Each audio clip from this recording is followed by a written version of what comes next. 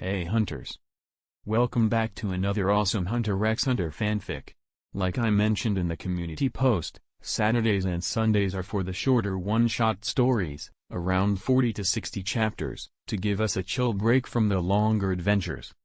Today's story is HxH, Infinity. As always, huge shout out to the original author. Their link is in the description, so go show them some love. Let me know in the comments if you enjoyed this one. And if you're new here, hit that like button, maybe subscribe, and become a fellow hunter today. Alright, let's jump right into it. Peace. Chapter 1. Ring. Ring. Re. Sigh, how annoying. Satoru muttered as he stopped his alarm clock. Getting up from his bed, he walked over to the kitchen in his apartment and made himself a cup of coffee. Satoru yawned as he poured the coffee into a mug and walked to the balcony. He opened the doors and stared at the familiar sea. Seems I'm still asleep. This coffee needs more kick to it, he muttered as he walked inside and made himself a stronger coffee. He walked outside after taking a sip. All he could see was the ocean. Okay. Who pranked me? Satoru muttered as he stared at the sea. Sigh, fuck it, I'll check later. For now, which city am I in? Satoru put the mug in the sink as he got dressed wearing his usual clothing. He put on his blindfold and walked out the door. He walked down the stairs and started walking around town. He noticed people looking at him, but that was normal since he was wearing a blindfold. Where am I? I'm still in Japan since all the people here speak Japanese, but the buildings look way different. Let's check this place from above.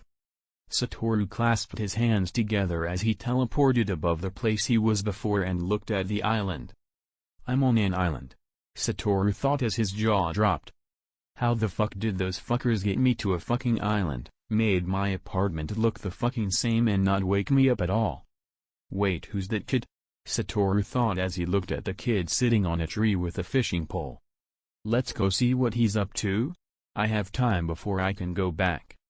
Satoru disappeared and stood on the tree next to the kid. He made no noise as he noticed the kid was concentrating. He waited with the kid as the string moved.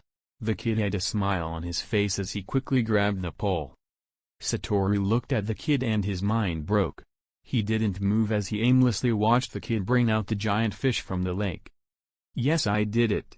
The kid cheered as he then grabbed the fish and ran off to the town. Satoru jumped down from the tree and stared at the blue sky above. Okay. So I'm in Hunter x Hunter. That kid was gone and now I know that this isn't a prank. Why did I suddenly become an isekai protagonist? Did some god do this? If so, then fuck you and thank you. Yuji, Megumi, Nobara, second years, third years, Kyoto students, and staff, good luck. Satoru yelled out before stopping and gathering his breath. Okay, I've said my piece. Now let's get to the harbor and get on that boat. This world is very interesting and there's so much to do. Satoru muttered with a smile as he remembered everything he could about the world from reading the manga. Well then, let's go, Satoru thought as he jogged towards the harbor. Once he reached, he saw Gon showing off the giant fish he caught to everyone in town. Satoru watched as plot took place as he waited. Unfortunately, I don't have any money from this world, so I can't buy any sweets for the trip. Sigh, I'll just have to wait till the exam is over so I can get a bank account and get a ticket to Heaven's Arena. Once in there I can get all the money I want while using bets on the 200th floor to earn more money. Then I can buy all the sweets I want, Satoru thought as he had a happy expression on his face. Soon the boat came as Satoru got on. The other competitors stared at him, but Satoru ignored them and immediately went down below deck to find a place to sit. It'll be a while till the storm comes. I was able to use Limitless and can still sense the cursed energy I have. Everything was normal. Let's see if I still have cursed energy or has it become Nen like in those fanfics. Satoru sat down and started sensing for his Nen. He didn't use negative emotions as he searched. Nothing happened. He used his 6 eyes on the people around him. I can see their aura nodes. Let's see if I have them. Taking a look at himself, Satoru noticed that he didn't have any aura nodes. I see. I have cursed energy still while everyone else has nen. That's good to know. Well, either way it makes no difference, Satoru thought as he grinned to himself. Speaking of which, the storm is about to hit us. Let's see how their faces will turn after the storm ends. The storm hit as the boat rocked heavily against the waves, turning left and right at a fast pace. Here it comes, Satoru thought as he grinned. The boat suddenly felt weightless as everyone floated in the air for a few seconds before coming back down and hit the floor. Satoru still reached out his legs as the boat hit the water and landed on the floor easily. That was fun. These guys are really weak, Satoru thought as he watched the other people throw up from the ride. Well, whatever, let's head upstairs, Satoru muttered as he left the cabin. As he walked while humming one of his favorite songs, he saw the door open and saw the captain. Yo, Captain. How's the weather? Satoru asked. The weather's fine. I've been in worse. Either way, this is great. Go up to the control room. I'll get the others who have survived. Roger, Satoru said as he saluted before walking past the captain to the control room. The captain just looked at him as he left before heading down. Soon he brought the other 3 people who survived. Well, since you're all here, let's begin, the captain said as he looked at the 4 of them. What are your names? I'm Gon. Kurapika. The name's Leorio. Satoru. Good. Now why do you want to be hunters? Asked the captain. Whoa. You're not the examiner, so what with the 3rd degree? Leorio asked as he pointed his finger. Shut the fuck up and tell me already, dumbass, the captain said as he looked at Leorio. I will. My dad's a hunter. Being a hunter to him was the most important thing, and I want to know why. That's why I left Whale Island, Gon said happily. I see. Oh, I'll go next then. The reason for me is to have an adventure and not have to worry about money for traveling, so I can spend the money on sweets, Satoru said with a grin on his face. Do hunters get paid a lot of money? Gon asked. Nope. But they have a lot because by having a hunter's license, you can pay way less than the actual amount. Think of it as a permanent coupon that you can use, Satoru said as he lectured Gon. That's cool. I didn't know about that, Gon said as he listened to Satoru. Hey, why did both of you tell him? You don't have to, Leorio said as he pointed at them. But he asked us to say. It's not a secret, Gon said innocently. He's right. But for me, I just don't care, Satoru said. Well then, good for you. I'm not telling him, Leorio said. I agree with Leorio, Kurapika said. Oi. That's Mr. Leorio to you. Respect your elders. But why not dodge the question? Kurapika ranted as Satoru got bored, so he decided to look at the weather outside.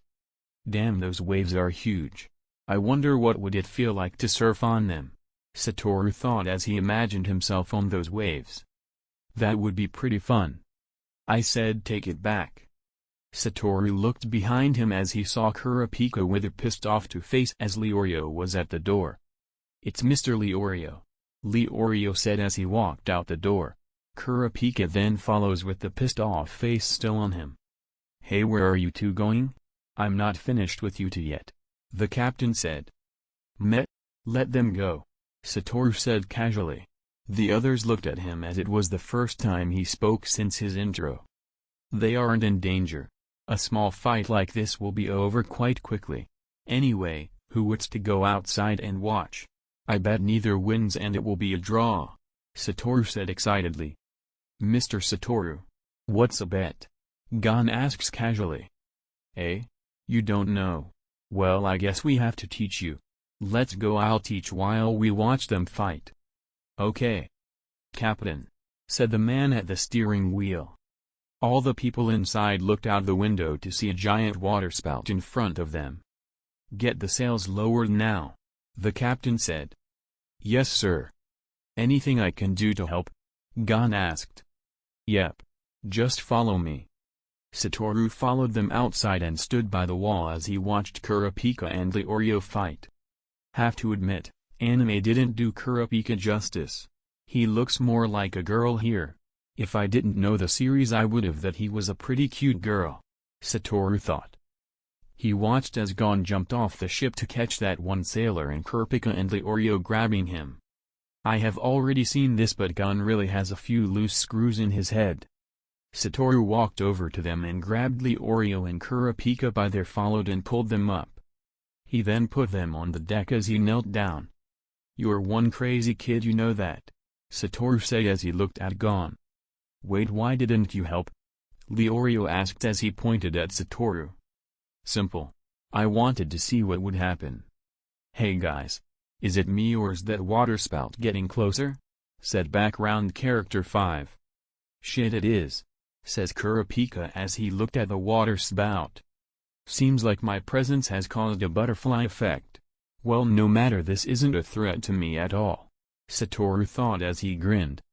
Well then, let's take care of that, Satoru muttered as he got up. Wait, Mr. Satoru, how will you? Gon started as he looked behind him towards Satoru only to find an empty spot. Where did he go? Leorio yelled. Boom. They heard something behind them. They looked behind and saw the giant waterspout disappearing. They stared in awe as the threat was averted. So what are you guys staring at? They heard from behind them. They looked back and saw Satoru standing in front of them with a smile on his face. Crisis stopped, Satoru said with a thumbs up. Mr. Satoru, how did you do that? Gon asked excitedly. Leorio and Kurapika looked at him as they waited with curiosity and awe evident on their faces. Simple, Gon. It's because I'm the strongest. Chapter 2. I can see the port, Gon yelled as he looked off the side of the ship. Nice. We're right on schedule, Leorio said as he looked at his watch. Satoru looked at the port in glee as he really wanted to get off this boat. He removed the earphones he had in his ears and put them away. I need to become a hunter soon. I need data so I can watch stuff on YouTube to pass the time. That I needed something to pass the time and not interact with Kurapika, Satoru thought. Flashback. Could you teach me how you did that? Kurapika asked Satoru as they stood away from Gon and Leorio. No, Satoru said. After all, the reason why you want power is to get revenge on the people who murdered your clan, right? Kurapika said nothing as he knew Satoru was right. You already know how that will end, but you'll do it anyway. Pass the hunter exam, you'll learn and get the power you want. However, do yourself a favor. For this exam, just don't think about power. Just enjoy your time with your new friends, Satoru said with a smile on his friends. Kurapika looked at him before looking at Gon and Leorio. He knew what will happen once he gained power. The road he will end up choosing and what will happen once he does. He sighed as he looked at Satoru. Thank you. No problem, Satoru said. Flashback end. The port soon came as Satoru got off with Gon, Kurapika, and Leorio. Oh, I'll go thank the captain for taking us here. What for me? I'll be right back, Gon said as he went to the captain. Okay. Come back in 5 minutes, Satoru said as he then looked around the harbor. There are many participants for the hunter's exam. However, this is just another elimination test. Satoru then set his eyes on a small shop. Damn it, they have sweets. But I have no money to spend. Damn, Satoru thought depressingly. Kurapika and Leorio just looked at him in confusion as he had a sad atmosphere around him. Han soon came back with the information and told the rest of them. Mr. Satoru, what should we do? Gon asked. You said the captain gave you that info, right? Satoru asked. Yep. Then follow his advice. He's one of the examiners for the exam, so his word is better than rumors. Besides, the shortcut he mentioned probably means that someone up there at the top can get us to the location directly. It saves time. Also, call me Satoru. Mr. makes me feel old, Satoru said casually. Gon, Kurapika, and Leorio looked at Satoru. That makes sense, Kurapika said. Well, can't argue with that, Leorio said. Okay, Satoru. Let's go then. Gon said cheerfully. Try started walking towards the tree as Kurapika walks next to Satoru. How do you know that they will take us directly to the exam site? Kurapika asked. Because you're fictional characters and I know future plots, Satoru thought. Getting to the exam site is extremely difficult as it's hard to find. It's easier to have someone take you there directly doing all the work, Satoru said in a happy tone. Kurapika nodded as he understood Satoru even though everything he said was complete bullshit. Suddenly they were cut off from walking. A bunch of people started forming in front of them. It's time, Satoru thought as he smiled. He went to the front as the old man started talking. Exciting, she muttered. Exciting? Leorio questioned. Exciting, she said a little louder. Exciting? Leorio questioned again. Time for the exciting multiple-choice quiz, the old woman yelled. The people played music as Gon, Leorio, and Kurapika had derpy faces on. Hey, Satoru laughed as he clicked photos of them at a rapid pace getting multiple camera angles. These are pure gold, Satoru said as he looked at the photos. This one looks good. The lighting is perfect, but the angle is a bit off as part of Leorio's head is cut off. This one is better but Gon's face is a bit blurry. Satoru, Gon yelled. Did something happen, Gon? Satoru asked. Yeah, we passed the test, Gon said happily. Oh okay, Satoru said. By the way, what were you looking at? Gon asked. This, Satoru said as he grabbed Gon closer to him to show him his phone. Gon looked at the photos of their faces and couldn't hold in his laughter. Satoru laughed as well. This gained Kurapika and Leorio's attention. Satoru shows them the photo as Leorio laughed at Kurapika's face. Kurapika was laughing Leorio. Satoru, make a face, Gon said. Okay, Satoru said as made a derpy face. Gon, Leorio, and Kurapika laughed as they walked towards the tree. Soon they came to the old house on top of the hill. They are really good at their transformations. Unless someone used Gyo, they wouldn't be able to tell the difference. Their kid though needs more training, Satoru thought as he watched Gon and Kurapika leave to chase after one of the Kiriko. Satoru stayed on the sidelines as he watched Leorio patch up the wounded Kiriko on the ground. Finally, all done, Leorio said as he finished patching up the Kiriko. Great. You can transform back into a Kiriko now, Satoru said casually. So you could tell. That's impressive, the Kiriko said as he undid his transformation. Leorio fell back in shock. Well, it seems your friends have succeeded as well, from the looks of things. Let's go. Satoru grabbed Leorio as he started following the Kiriko. Just a bit more and we can actually some fun, Satoru thought while mentally grinning. Satoru literally ignored everything the Kiriko said as he just waited for them to take them to the exam site. He placed the headphones in his ears as they flew towards the city. Once in the city, the gang is led to the exam site as Satoru stayed silent. They reached the hidden elevator room as they headed down. Gon had a very excited expression on his face while Satoru kept smiling. The doors opened as they entered. Satoru looked at the other competitors and immediately disregarded all of them as they were insignificant side characters. The pervert clown is here. Maybe I should go say hi? But there's also Illumi. Killua is also there but I'll meet him soon. No, I should use the idiot looking at us, Satoru thought as he watched Tunpa who was looking at them. Satoru took his number badge. Number 406. He placed on his shirt as he waited. He watched Tunpa interact with Gon but stayed silent as he had a more important objective. Satoru went behind Tunpa and opened his wallet and took all of his cash. He then placed the wallet back as he looked at the clown looking at him. Satoru put his finger to his mouth and made a motion to stay silent. Hisoka creepily smiled and looked away. Satoru watched as someone bumped into Hisoka. Ah! The man screamed as his hands turned into beautiful red petals. Satoru looked at Hisoka who was looking at him with a challenging smirk. This is going to be fun, Satoru thought. Chapter 3 A man with a pink mustache come down and stood in front of the examinees as he held a foghorn in his hand. Honk. He used the foghorn as the examinees clutched their ears in pain from the sound since the nose echoed. As the pain soon went away, everyone looked at examiner. Alright, listen up maggots. As of this moment the hunter exam will now start. Name Satots. Your first task is to follow me.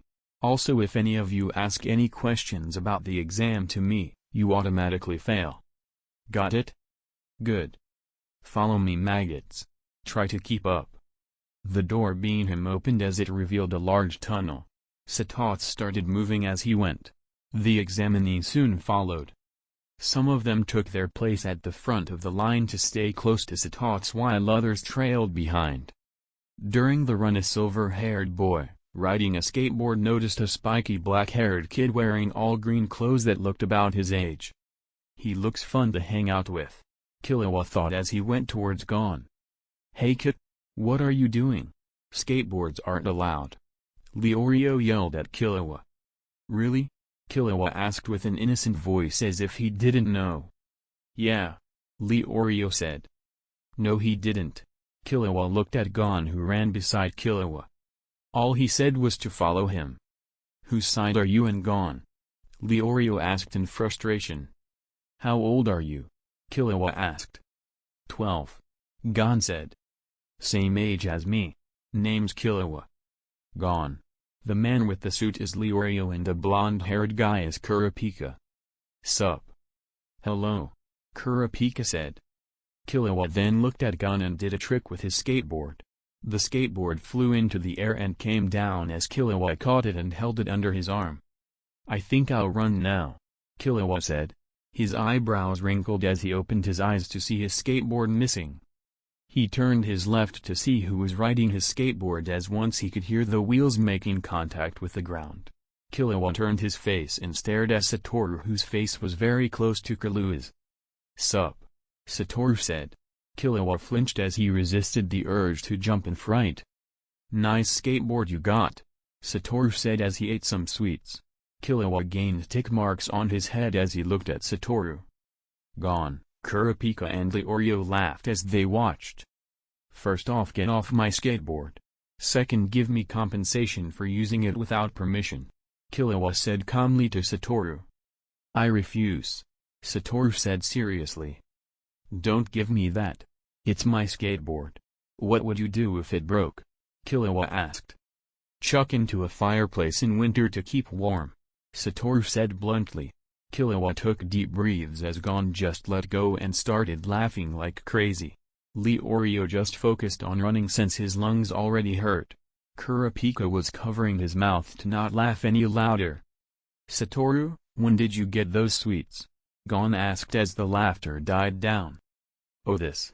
I didn't take in my daily dose of sugar, so my condition started acting up. However, I'm broke, so I couldn't buy anything, so I borrowed money from Tonpa and got myself some sweets, Satoru said. Okay, but is that condition real? Gon asked. Of course it isn't. He's just addicted, Leorio said. Hey, I'll have you know that this is a real problem that I inherited from my grandfather. He died at the age 27 because his wife forced him to eat no sweets for a whole week, Satoru said in said tone as he played sad backstory music from his phone while eating the sweets. He saw Killua looking at the Choco robots in his hand and had an idea. Bullshit, Leorio said as Kurapika deadpans while Gon stayed clueless. That's great, but can I have my skateboard back? Killua asked. Sure. You just had to ask, Satoru said as he gave back the skateboard to Killua. Keep calm. Don't kill him. Don't kill him, Killua chanted in his head as he looked at the Choco robots Satoru was eating. Yo Gon. Want one? Satoru asked. Yes please, Gon said as Satoru threw him one. Gon caught it and ate it. Satoru also ate his as he enjoyed his as well. Oh, these are so good. How did survive a day without them? He asked himself. The chocolate flavor is so good. The extra in the middle, Satoru said as he had a content smile on his face. Fuck it, Killua said. He gave Gon his skateboard by pushing it into his hands. "Gimme true chocolate. It's mine," Killua said as he lunged at Satoru. Satoru smiled as he dodged Killua. Killua kept attacking Get That Choco Goodness, but Satoru kept avoiding while prodding Killua by eating more of them. Gon was laughing along with Kurapika as they watched the show while Leorio was annoyed since he could only laugh mentally. Killua soon got the box as he snatched it from Satoru. He tried to get a chocolate but it was empty. Killua had a sad face as he sulked while running, his cat ears dropping. Satoru looked at him as he grabbed Killua by his shirt from behind and stuffed a lollipop into his mouth. Killua felt the sweet in his mouth and looked at Satoru. Maybe he isn't so bad, Killua thought as he sucked on the lollipop. That should keep you from having a tantrum, Satoru said with a grin. Who's a good baby, Killua?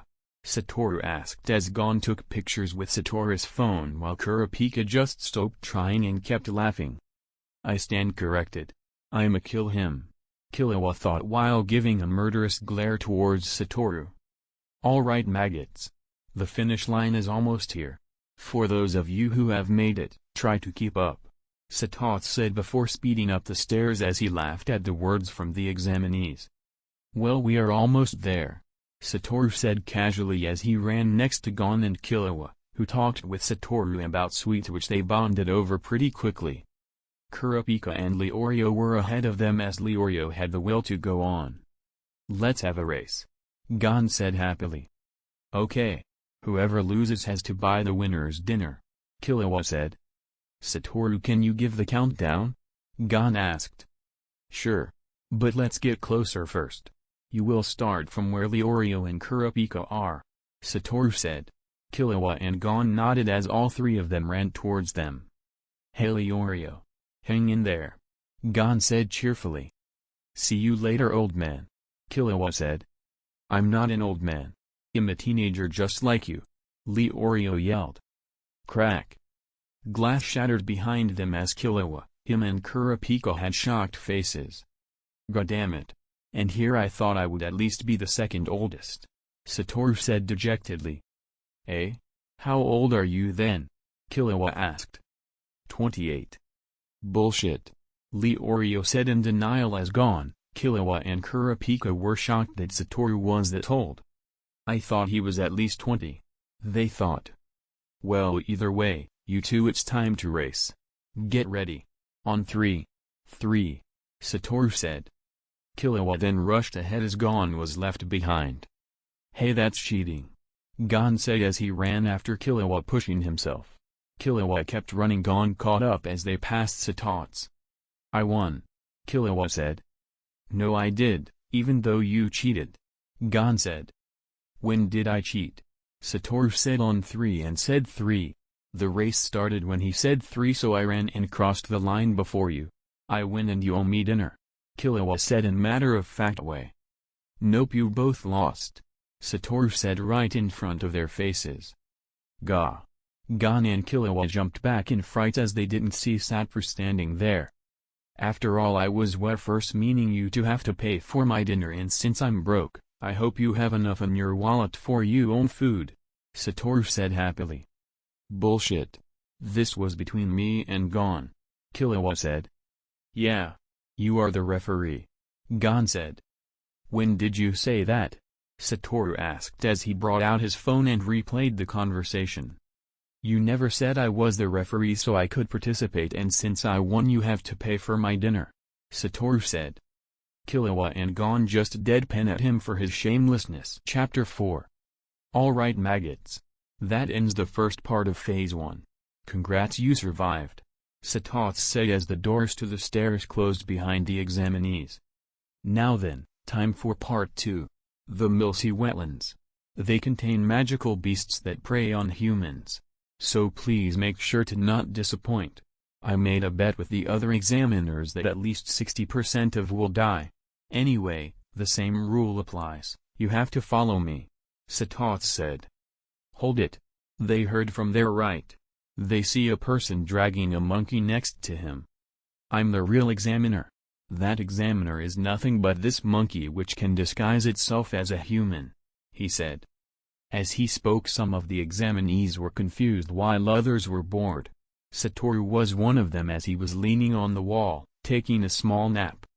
While doing he said heard something and focused on the flying cards coming at him.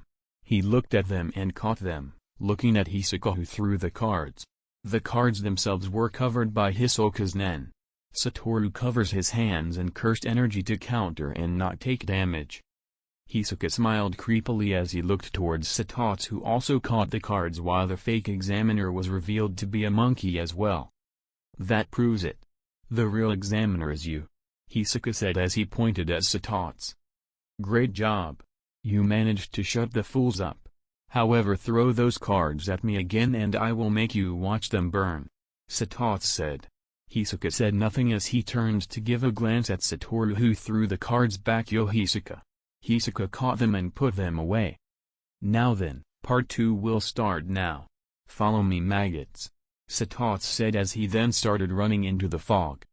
Satoru started running as he ran next to Leorio, Kurapika, Gon, and Killua.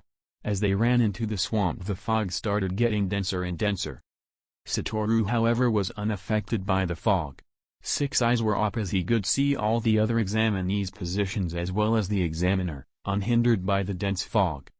Hey guys. Killua says we should move up to the front. Gon yelled. We were supposed to keep it secret, Killua muttered. Okay. Just don't die, Satoru yelled back. Killua and Gon then ran ahead as Satoru stayed with Kurapika and Leorio. I'm going ahead, Satoru said to Kurapika and Leorio. Okay, Leorio said. I'll stay here. We will catch up later, Kurapika said. Okay, Satoru said as he then sped up his pace. He kept running through the fog as reached the spot. He saw Hisoka in the middle as he stood there and looked at Satoru. Well, I didn't expect this, but this fine, Satoru said as he looked at Hisoka. You're right. You managed to catch my cards easily. Your mastery over Nen is quite high. I just want to test you, Hisoka said with creepy smile on his face. Really, that's good, Satoru said as he cracked his knuckles. I also wanted to fight you, Satoru said. Hisoka said nothing. He covers himself in ten and looked at Satoru. For this match let's not use Limitless. He doesn't seem to be using his Hatsu. Besides, a good old fist fight sounds like fun, Satoru thought as he grinned. He deactivated Limitless around his body and covered himself in cursed energy similar to Hisoka's Ten. Satoru has complete control over his cursed energy. Ten is simple to execute for him. He can do most of the other techniques as well, since most of them are similar to the way cursed energy can be manipulated. Hisoka grins as he charged forward to attack Satoru. Satoru rushes forward as well, meeting Hisoka in the middle as they both throw her a punch. Hisoka's aura clashed with Satoru cursed energy as the collision made them skid back. Hisoka and Satoru went at each other again. Hisoka went for a straight punch to Satoru's face as he dodged and aimed a punch for Hisoka's gut. Hisoka noticed and twisted his body of the way, aiming strike with his left hand. Satoru dodged that well, aiming a roundhouse kick to Hisoka's head. Hisoka blocked the attack with his right hand as he aimed a punch at Satoru. Satoru saw this coming and put his hand in front of the punch. He caught the punch as Hisoka grinned. Satoru grinned back as he let go. Hisoka jumped back a bit as he looked at Satoru. I think the warm-up was enough. Let's get to the good part, Hisoka said as he put his excited face on. A creepy face with a huge perverted-looking grin. Satoru wasn't affected by this as he grinned. Okay. Let's take this up a notch, Satoru said. Hisoka grinned as he rushed towards Satoru at even greater speed than before. He aimed a punch at Satoru while he's using Ryu. Satoru counters by moving his hand away from him. Hisoka spun around trying to hit him with a backhand, but Satoru dodged the strike and grabbed Hisoka's arm. He pulled Hisoka forward from his arm as Hisoka turned around only to receive a punch to the face from Satoru, who had a very happy grin on his face. Hisoka grinned as he dodged Satoru's punch to close in the distance and landed a punch to his stomach. Satoru winced a little before kicking Hisoka in the chin with a front kick. Hisoka was launched into the air before flipping and landing on his feet. Hisaka had a large creepy grin on his face. He let out his bloodlust as he was getting into the fight. Satoru ignored as he remembered the pain from that punch. He grinned as he looked at Hisaka. Hisaka rushed in for a punch to Satoru's gut as Satoru rushed at him as well. As Hisaka threw a punch, Satoru dodged to his left with minimal effort. Bam! Before Hisaka could move out the way, Satoru slammed his fist in Hisaka's gut. Hisaka was lifted off the ground. Hisaka kept smiling as he used the back of his right hand to try and hit Satoru. Satoru leaned his head back to avoid the hit, but wasn't fast enough to avoid Hisaka's foot. Bam! Hisaka's foot connected with his chin as Satoru was sent flying back. He backflipped in the air to land on his feet before rushing at Hisaka, who did the same. Their grins became more bloodthirsty as they released a bit of their bloodlust for the fight. Bam! Satoru's fist hit Hisaka on the jaw. Bam! Hisaka landed his fist into Satoru's gut. Bam! Satoru landed a kick to Hisaka's midsection. Bam! Hisaka landed a fist to Satoru's cheek. Bam! Bam! Bam! Bam! Bam! Bam! Bam! Bam! Satoru and Hisaka exchanged blows repeatedly. Their faces had crazed smiles from the fight as kept hitting each other. Satoru and Hisaka punched each other in the jaw. They looked at each other before jumping back to gain distance. They looked at each other as they relaxed. Bam! A spear stopped a few spaces before it could hit Satoru's head from behind. Satoru said nothing as he turned around to face them. He knew some people would be here to attack Hisaka, but he didn't expect them to attack him. Hisaka looked at Satoru's ability with interest. The spear stopped a few places before hitting him, but he can still push the spear. It's not reaching him though. Interesting. Hisaka thought. Slash. Thud. The heads of the attackers were cut clean off their bows as it fell to the floor. Their faces held shock as they didn't notice what happened. Hisaka gained a pervy face as he looked at the bodies on the ground. He looked at Satoru, who stood behind the corpses. Satoru tilted his head up as a content smile was plastered on his face. The fight with Hisaka was proof that he was no longer a Jujutsu sorcerer. Everything that came with him being a Jujutsu sorcerer was non-existent in this world. The rules, Jujutsu society, his title of the strongest meant nothing here. He was free. Here he could do whatever he wanted. Here a monster was released and could roam around with other monsters. Chapter 5. Satoru stood in front of the doors for the next phase of the exam. After the fight with Hisaka, he immediately said his goodbyes, which Hisaka replied to with his own, and teleported to Killua location. They should be here any minute now, Satoru thought as he grinned. My shoulders feel so light.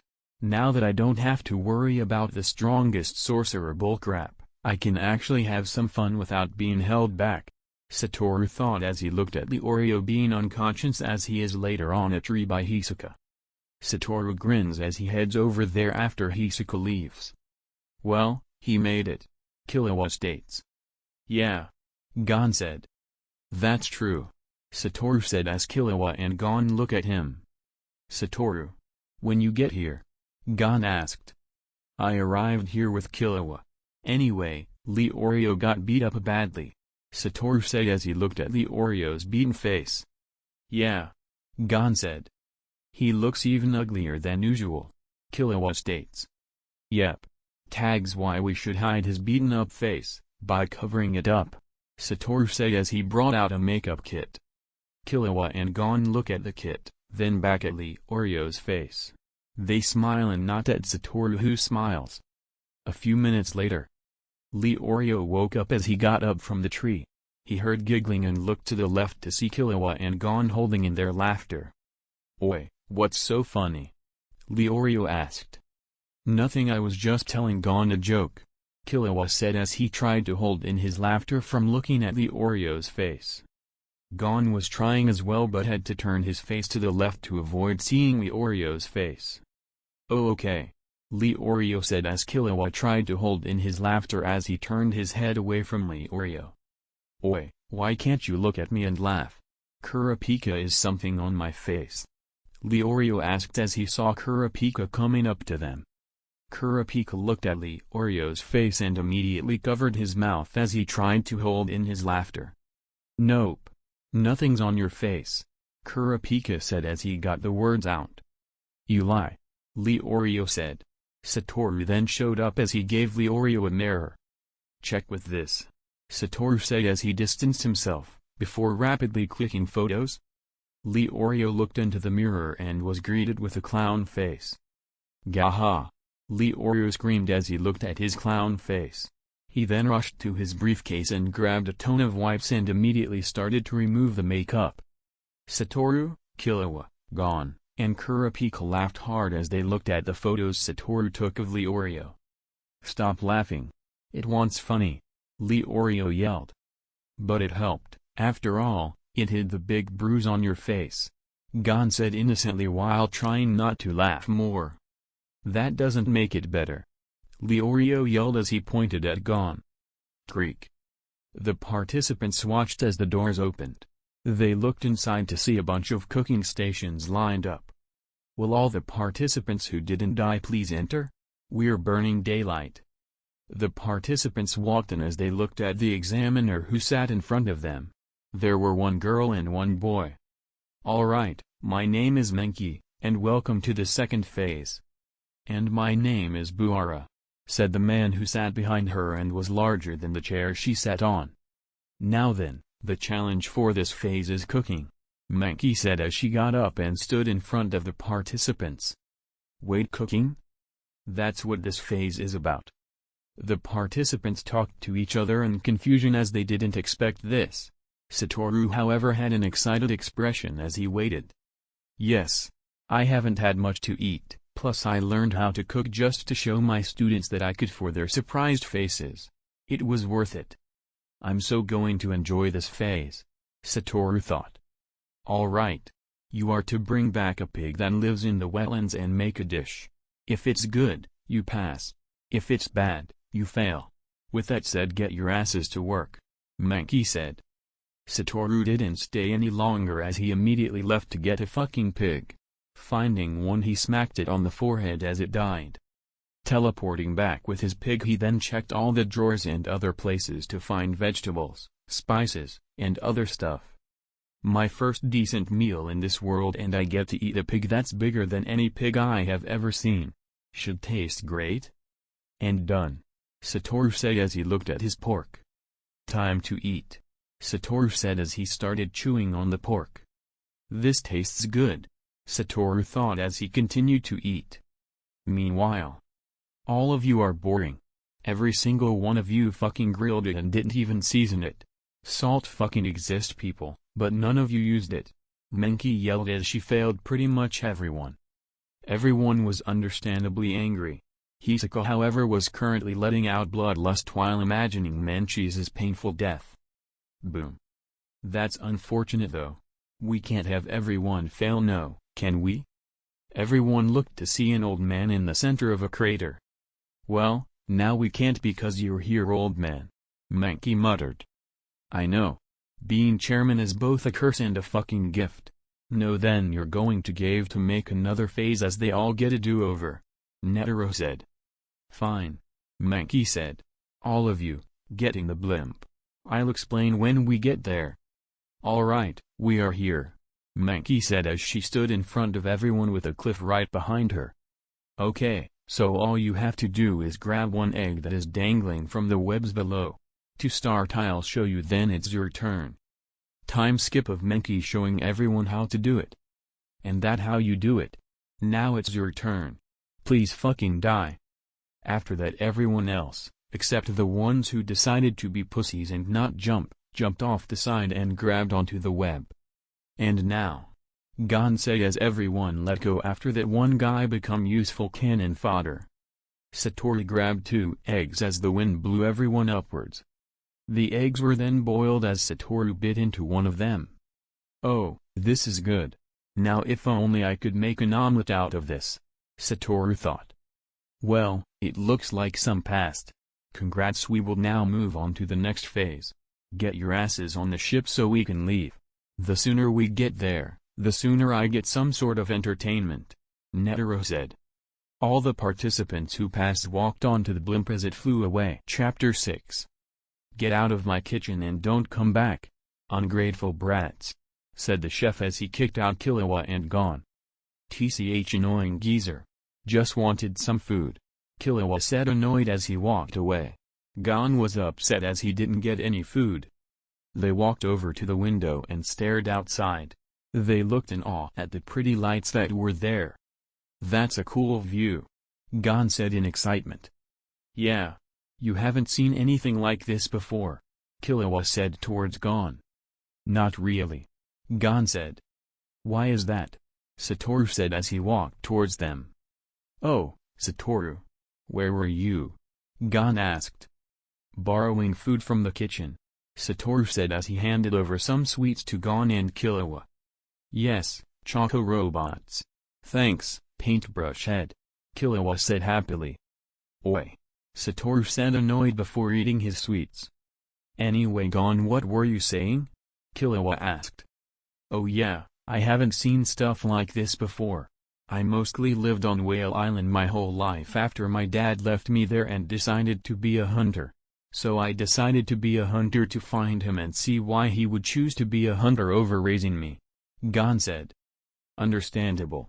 But will you at least punch him for being a deadbeat dad? Satoru asked. He's right. He deserves at least one punch to the gut, Killua said. I'll think about it when I find him, Gon said. Anyway, Killua, what about you? Why are you here? Heard the exam was hard, so I decided to join. My parents are all assassins though, Killua said. Wait, seriously? Gon said. That's cool, Satoru said as he bites into a cookie. That's your reaction? Killua said as he laughed. I didn't expect that. But yeah, they're assassins. Once I become a hunter, I'll go after them and kill them. They should have pretty high bounties on their heads, which I'll take and then exchange them for sweets, Killua said with a blissful face. Give me some of the sweets and I'll help you, Satoru said. Deal, Killua said as they shook hands. Suddenly Satoru and Gon looked behind themselves while Killua looked in the same direction. In front of them stood Netero holding a ball in his hands as he looked at them. You're pretty fast for an old man, Satoru and Killua said simultaneously. Ho ho. I didn't even try that hard, Netero said. But anyway, how about a little game? After all, we have time till we reach our destination. Okay, Gon said excitedly. Let's play, Satoru and Killua said. Alright, the game is simple. All you have to do is take the ball away from me. Do so and you passed the hunter's exam. Also, don't worry, it's possible because I have the fucking power to do so. Who's first? Netero asked. Seems simple enough, old man, Satoru and Killua said at the same time as they looked at each other. Okay, that's enough. Joke's over, they said at the same time before looking at each other. Oi, didn't you hear me? Stop. Stop. Stop copying me, they said towards each other. Netero had already pulled out his phone to start recording as Gon covers his mouth to hold in his laughter. Satoru and Killua noticed Netero had his phone out, so they yelled at him. Oi, we don't do comedy acts like this for free. Give us our payment, you old geezer. It's 1,000,000 yen each, they said simultaneously with their hands stretched out and palms to face upwards. Ha ha ha ha ha. Netero and Gon laughed as Satoru and Killua looked at each other in annoyance. Okay, seriously, this has gone far enough. Stop copying me. Seriously, it's starting to freak me out. Okay, you stop talking and I'll say something. No. You don't talk, I will. No. You don't talk. Goddammit. Okay, seriously, what the fuck? I got it. Say something completely random. Ready? 1, 2, 3. Bananarama. What the fuck? Why would you think to say that too? It's not even a real word. Okay. Let's just not talk. They both stopped talking. Meanwhile, Gon was laughing on the ground as he repeatedly slammed his fist onto the floor. Netero was also laughing his ass off while recording the enter thing on his phone. Okay, it's got to be over now. Shit. This has to stop now. I'm serious. Stop. Stop. I'll talk so fast you can't possibly keep up with what I'm saying. Damn it. Ah. Woof woof. Even animal noises. God. Meow. Fuck. That's it. I'm going to knock you out, so I don't want to hear your stupid voice saying everything I'm saying. Eat this bitch. Bam. They punched each other in the face, but neither moved so much as an inch from where they were standing as they glared at each other. Did it work? God fucking damn it. Did it work? God fuck. Satoru quickly covered Killua's mouth as he finished his sentence. He looked at Killua and nodded. He let his hand uncover Killua's mouth as they took in a deep breath. Mochi. Choco robots. They looked at each other in silence before standing up. Yes, I'm finally free. Killua yelled in celebration while Satoru looked at the ceiling with a grateful smile on his face as the light fell onto him. Meanwhile, with Gon and Netero. Ah ha ha ha ha ha ha. They laughed as they pointed at Satoru and Killua. Oh, that was beautiful, Netero said as he wiped a tear. Yep. Wait, how were they able to say the exact same words, Mr. Netero? Was it because they are secretly siblings? Gon asked. Nope, my grandchild. It is because Killua is Satoru's lost child, Netero declared. Eh? Wait, no, that makes sense. They both like sweets and have white hair. They are father and son, Gon said. Yes, they are, Netero said. Let's go congratulate them. We should, Gon said. Killua, how does it feel to finally find your father? Netero asked as he walked up to the both of them. Father? Who the fuck is my father? Killua asked as he realized he was talking about Satoru. Him? You think he's my father? Killua asked. Oi, why is it wrong if I'm your father? Satoru asked. It wouldn't be because I would actually enjoy being your son. But instead, I have a family full of assassins and my actual father only thinks about the family business and wants me to be the perfect heir, Killua said dejectedly. You would actually like it if I'm your father? Satoru said in surprise. Yeah. Then there's only one thing to do. I'll just kidnap you from your family and label you as my son, Satoru said with a smile. Wait, you will? Killua asked. Yep, Satoru said with a smile. Can I use your credit card to buy all the sweets I want? Killua asked with a curious cat face. Sure, since I'll take some of those sweets for myself since I was the one who paid for them. Yes, thanks Dad, Killua said. Come here son, Satoru said as he and Killua hugged. Mr. Netero. What just happened? Gon said in confusion. Another wonderful gloriously funny skit, Netero said as he kept recording. Yep. Now give us our money. Acting isn't cheap, Satoru said as he let go of Killua and held his hand out to Netero. That was all an act, Gon yelled. Yeah, pretty much, Killua said. Ho ho, and it was hilarious. But with that done, who's going to challenge me first? Netero asked as he looked at the three of them. Chapter 7. I'll go first, Killua said. Killua in front of Netero as Satoru and Gon watched from the sidelines. Netero stood in front of Killua with the ball in his left hand. Killua stared at Netero as suddenly multiple Killuas started popping up as they circled Netero. Netero's eyes widened as he watched Killua. Gon was surprised as well as he looked at Satoru, who just stared with a smile. Satoru, what is Killua doing? Gon asked. Oh, he is using an assassin technique called rhythm echo. It's making after images of himself, Satoru said. Oh, Gon said as he turned back to the fight. Killua then rushed in towards Netero with his after images. He lunged for the ball as Netero dodged easily. Killua lunged again as Netero kept dodging. Killua jumped back to gain distance. He looked at Netero, who provoked him with a shit-eating grin. Tick marks appeared on Killua's head as he then rushed at Netero. Ducking low, Killua aimed his attack at Netero's shin. Killua kicked Netero's shin as Netero just watched. Killua then jumped back as he grabbed his leg. Gah! What is your leg made out of? Killua yelled as he held his leg in pain. Ho ho! Interesting plan, however, my leg has been forged in the fiery pits of hell. You cannot break them so easily, Netero said. Bullshit. You just trained really hard, Killua said. Of course I did. Just let me have my moment without criticism, Netero said. Well, whatever. Gon, it's your turn, Killua said. Okay. Killua walked off the field as Gon walked in and stood in front of Netero. Killua stood next to Satoru, who looked at him getting ready. So you really thought you could beat him? Satoru said with a shit-eating grin.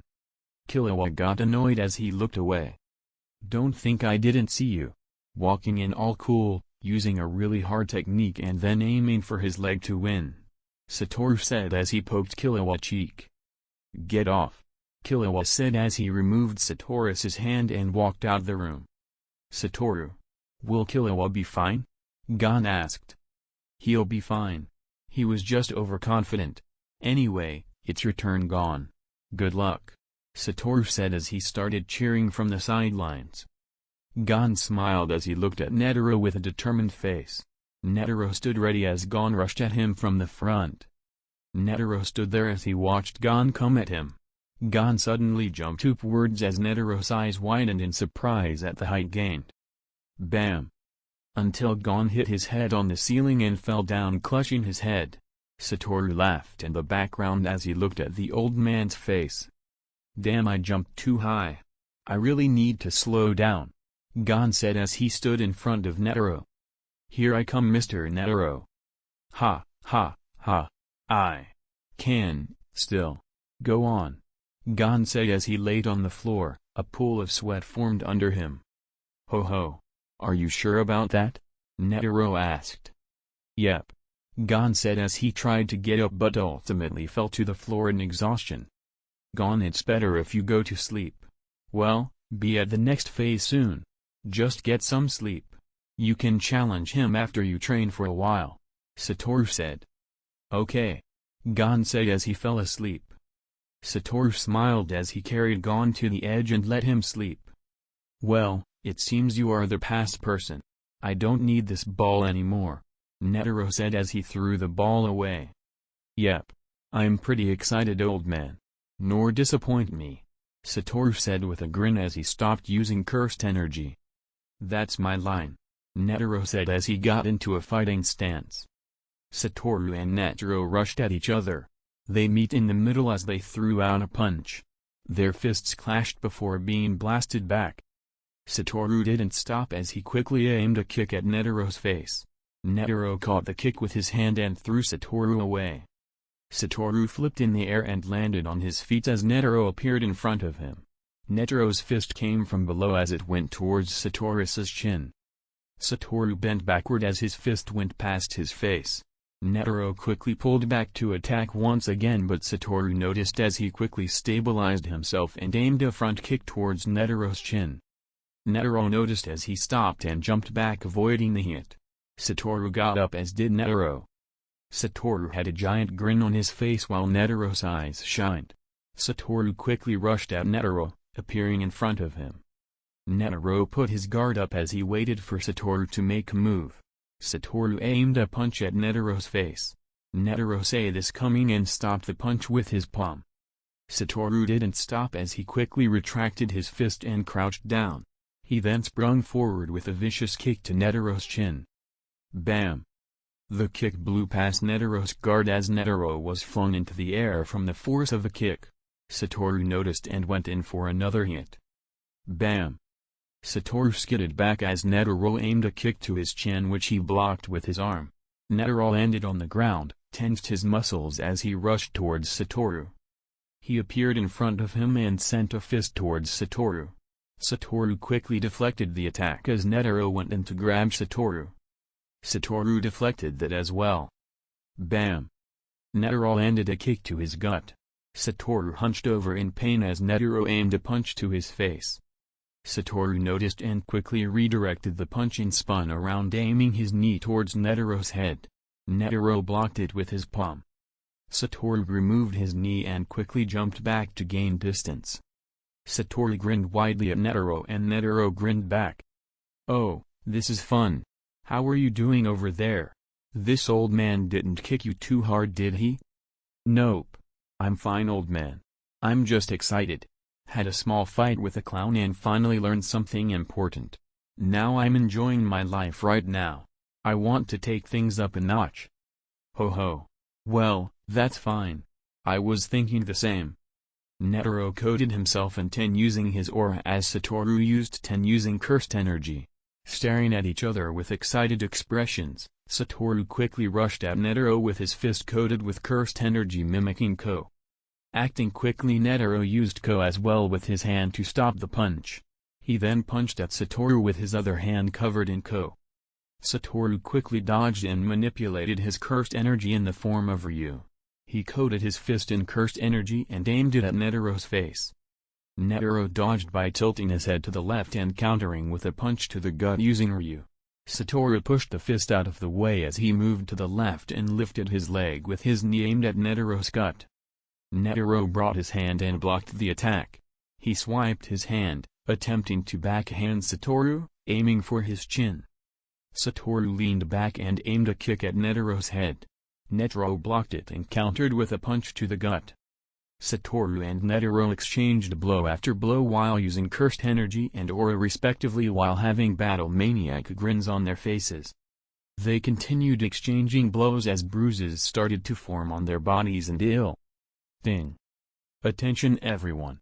It is currently 6 a.m. We will soon reach the destination for the third phase in 1 hour. Please note, if you are still on the ship, you are disqualified. Thank you for flying with us. Good luck and try not to die," said the attendant over the speaker. "Well, it would seem we will have to stop our fight here," Netero said as he relaxed his stance. "Yep. We should fight again, old man. That was fun," Satoru said as he grinned.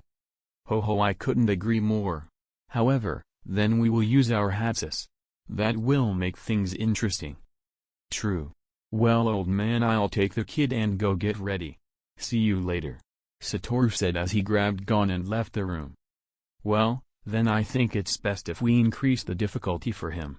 After all, he was able to match me," Netero muttered to himself. "Our rematch will be legendary." Chapter 8. "Ah!" screamed the cannon fodder, who decided it was a good idea to climb down the side of the tower.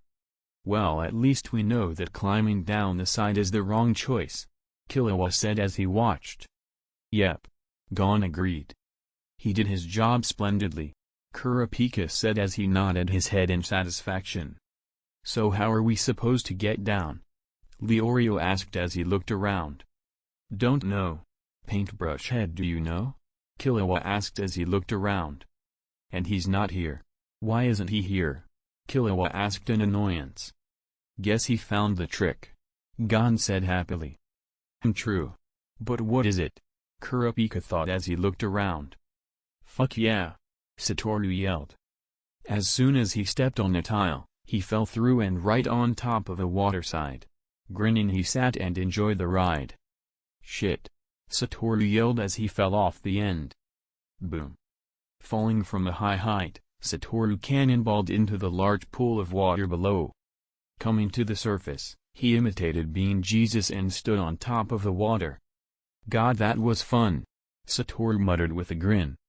Satoru started walking towards the dry area and stood in front of the wall, which was a secret door. "Ho ho! So how did you enjoy the introduction?" said the familiar voice of Netero. "It was pretty fun, old man. It's nice to revert back to a child sometimes and just let go." "So true.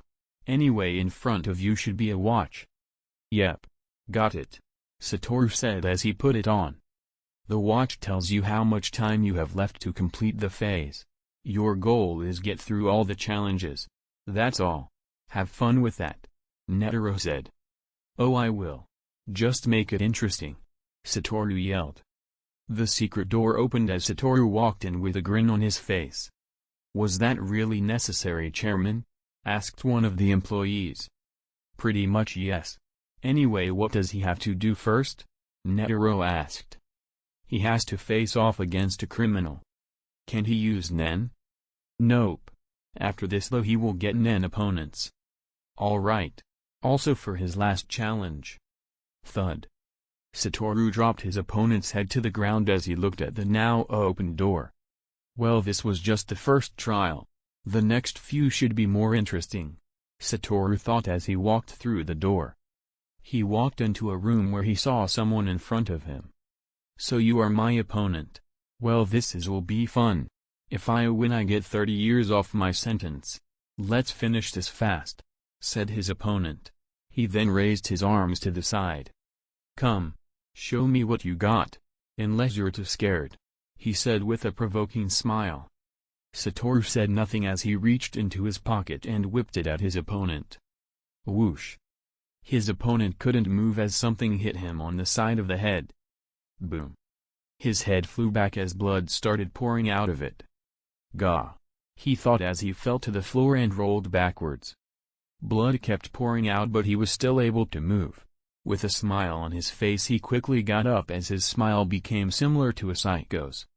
This is enough. Time to die, bitch, he said as his Nen covered his body.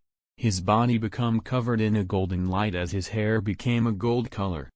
He then disappeared and reappeared in front of Satoru, who merely watched on with a smirk. Boom. The floor behind Satoru broke as his opponent's fist stopped in front of him. He was shocked as he tried to get closer but couldn't. He stopped and jumped back. He looked at Satoru, trying to understand what happened. Oh, what's wrong? Didn't you say it was time for me to die? I'm not dead yet. You really shouldn't say stuff that you can't actually do. It makes you look bad, Satoru said with provoking tone of voice. His opponent got angry and annoyed as his aura flared up. He then rushed at Satoru with his fist held back. Satoru just shook his head as the fist approached. Satoru did nothing as his opponent changed course and went behind him for a punch to the back of Satoru's head. Satoru noticed that most of his aura was put into his fist. Satoru smirked as he stepped to the right, avoiding the blow. His opponent was shocked he managed to dodge. He looked at Satoru, who was grinning at him. Satoru whipped his hand, which was covered in cursed energy, and stab. Blood started pouring out as Satoru's hand exited out through his opponent's back, with his heart in Satoru's hand. Satoru said nothing as he ripped his hand from the body with the heart. Thud. The body fell to the floor as his opponent's eyes were wide open from shock and his face was pale at the moment he died. Satoru just looked at the body and threw the heart at it. He then looked at the now open door, walking through, not sparing a glance at the corpse. Boom. Kurapika smashed the insignificant background character into the arena. His eyes glowed red but was covered up by the contacts he wore. Silence gained over the arena as Kurapika walked away from the body that may or may not be dead. No one spoke as Kurapika walked back to his group and sat down. Killua wasn't fazed by his actions, while Gon was curious as to why Kurapika was acting like this, ignoring the criminal. Leorio backed away as he knew Kurapika needed space. He held his tongue, not wanting to anger Kurapika further, while Tonpa just stayed silent. Get Kurapika, why are you angry? Gon asked, completely ignoring Leorio's distressed face that was telling him to stop. Don't worry, Gon. I'll be back to normal soon. I just saw something that made me angry, Kurapika stated as he sat on the ground. Okay then. Well, I don't mind giving you a few seconds to calm down, but can you at least kill that guy or make him surrender so we can get the point and move on? Killua asked with a nonchalant attitude. Ah, that's right. Please Kurapika, can you at least do that? Gon asked. Kurapika stared at the two of them as Gon used the puppy dog eye jutsu. Kurapika stared at Gon's face with a cold look as Gon just looked at him more. Kurapika's eyes became colder and gave off some murderous intent, but Gon just widened his eyes as he looked at Kurapika. Kurapika stared harder till he hung his head low. Sigh, alright. Give me a moment, Kurapika said. Yes. Gon cheered as Kurapika sighed as he got up and walked towards the side character. Killua just blinked a few times while having his cat face on as he looked at Gon. Damn, that is one powerful technique, Killua thought. Kurapika walked up to the body, picked him up by the hair and dragged to the edge of the arena. He was pretty weak, Kurapika thought.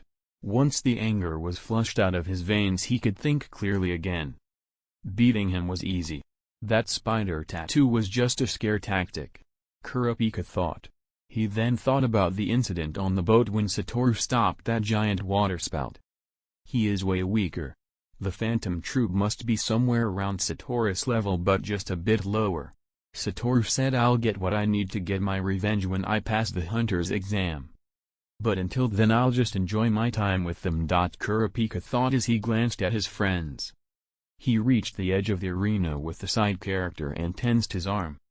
Well, this is my win, Kurapika said as he got ready to throw him off the side of the arena. Wait, I surrender. I surrender. Side character yelled.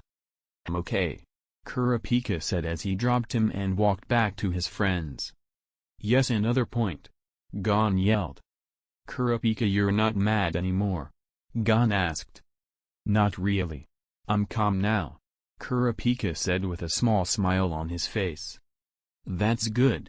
Hey, quick question. How do you think Paintbrush Head is doing? Killua asked. He'll be fine, Leorio said. Leorio is right for once, Kurapika said. Hey. Satoru is much stronger than us.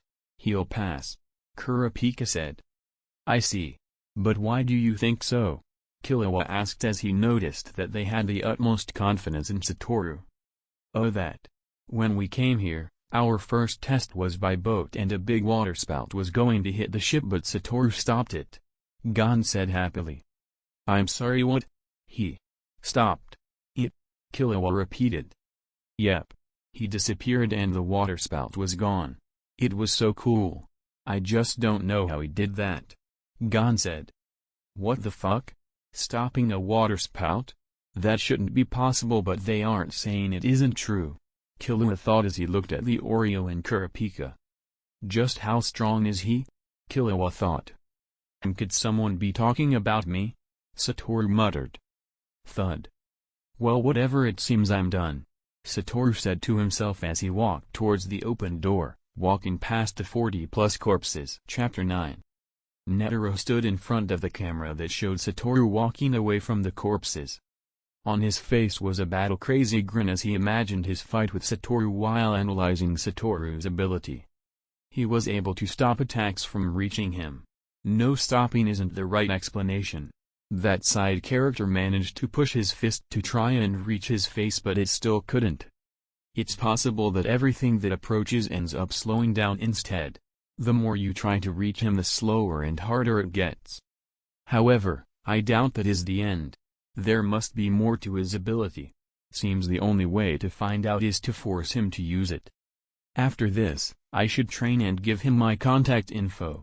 I need to prepare for our rematch, Netero thought as he stroked his beard with an excited expression. Satoru walked through the door and noticed that no one else was there. Seems I'm the first one here. Sigh, and I have around 70+ hours left, Satoru muttered. He walked to the wall and sat down, leaning against it. Since I have time, let's try to improve. What more can I do with Limitless? Satoru thought. Time passed by as Satoru sat on the floor and thought about how to improve his technique with Limitless. Soon enough a door opened as Satoru looked in that direction to see the familiar face of a clown. Oh. It seems you've managed to beat me here. I'm impressed. How was your trial? Mine was pretty enjoyable, Hisaka said towards Satoru with a smirk on his face. Oh, mine was pretty fun as well. I got excited and rushed through it, Satoru said. Well, since we have time, want to play a few games of poker? Hisaka said as he held up a pack of cards. Sure, I was getting pretty bored, Satoru said happily. Royal flush, Hisaka said as he laid down his cards. Ha. Goddammit. The score is now tied, Satoru said. True. But no need to worry.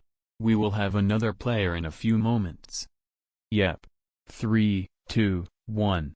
Satoru said as he closed his fingers before pointing at the door. The door opened and revealed to be Illumi in his disguised state. You certainly took your time, Hisoka said as he looked at Illumi with a grin. I wasn't in a rush, Illumi said as he walked towards Hisoka. True. Anyway, it's best you introduce yourself, Hisoka said. Oh. Hello. Illumi said. Sup. So you wanna play? Sure. Got nothing better to do, Illumi said as he sat down. Great. Now let's play, Hisoka said as he shuffled the cards. I win, Illumi said as he laid his cards down. Hisoka and Satoru looked at the cards and deadpanned. Hisoka, you shuffled properly, right? Satoru asked. Yep. I see. How is it possible then for this man to win 3 times in a row? It appears he has more luck than us, Hisoka said with a blank stare. You two are petty losers, Illumi said. Hisoka and Satoru just stared at him with a deadpan face. Let's play a different game, Hisoka said. Fine with me. You'll still lose, Illumi said. Just a few seconds left till the challenge ends, Satoru said as he started stretching. Seems so. However, they aren't here yet, Hisoka said as he waited. 3, 2, 1, Satoru said as he pointed towards the door. Boom. Everyone looks in that direction. Goddamn, that hurt, Leorio said as he got up. Whatever, either way we passed. Stop complaining now, Kurapika said. Hey, Satoru. Gon yelled as he waved his hand. Yo Gon. You finally made it, Satoru said as he walked up to them. How was your time in the tower? Yeah. It was pretty fun. So what did you do? I got here after a while, but after that the wait was boring, Satoru said. After a week of staying on a boat, everyone was sitting outside as they listened to the next examiner. Alright then, once we reach the island, you'll be staying there for a week. The goal of this exam is to get your target's number tag.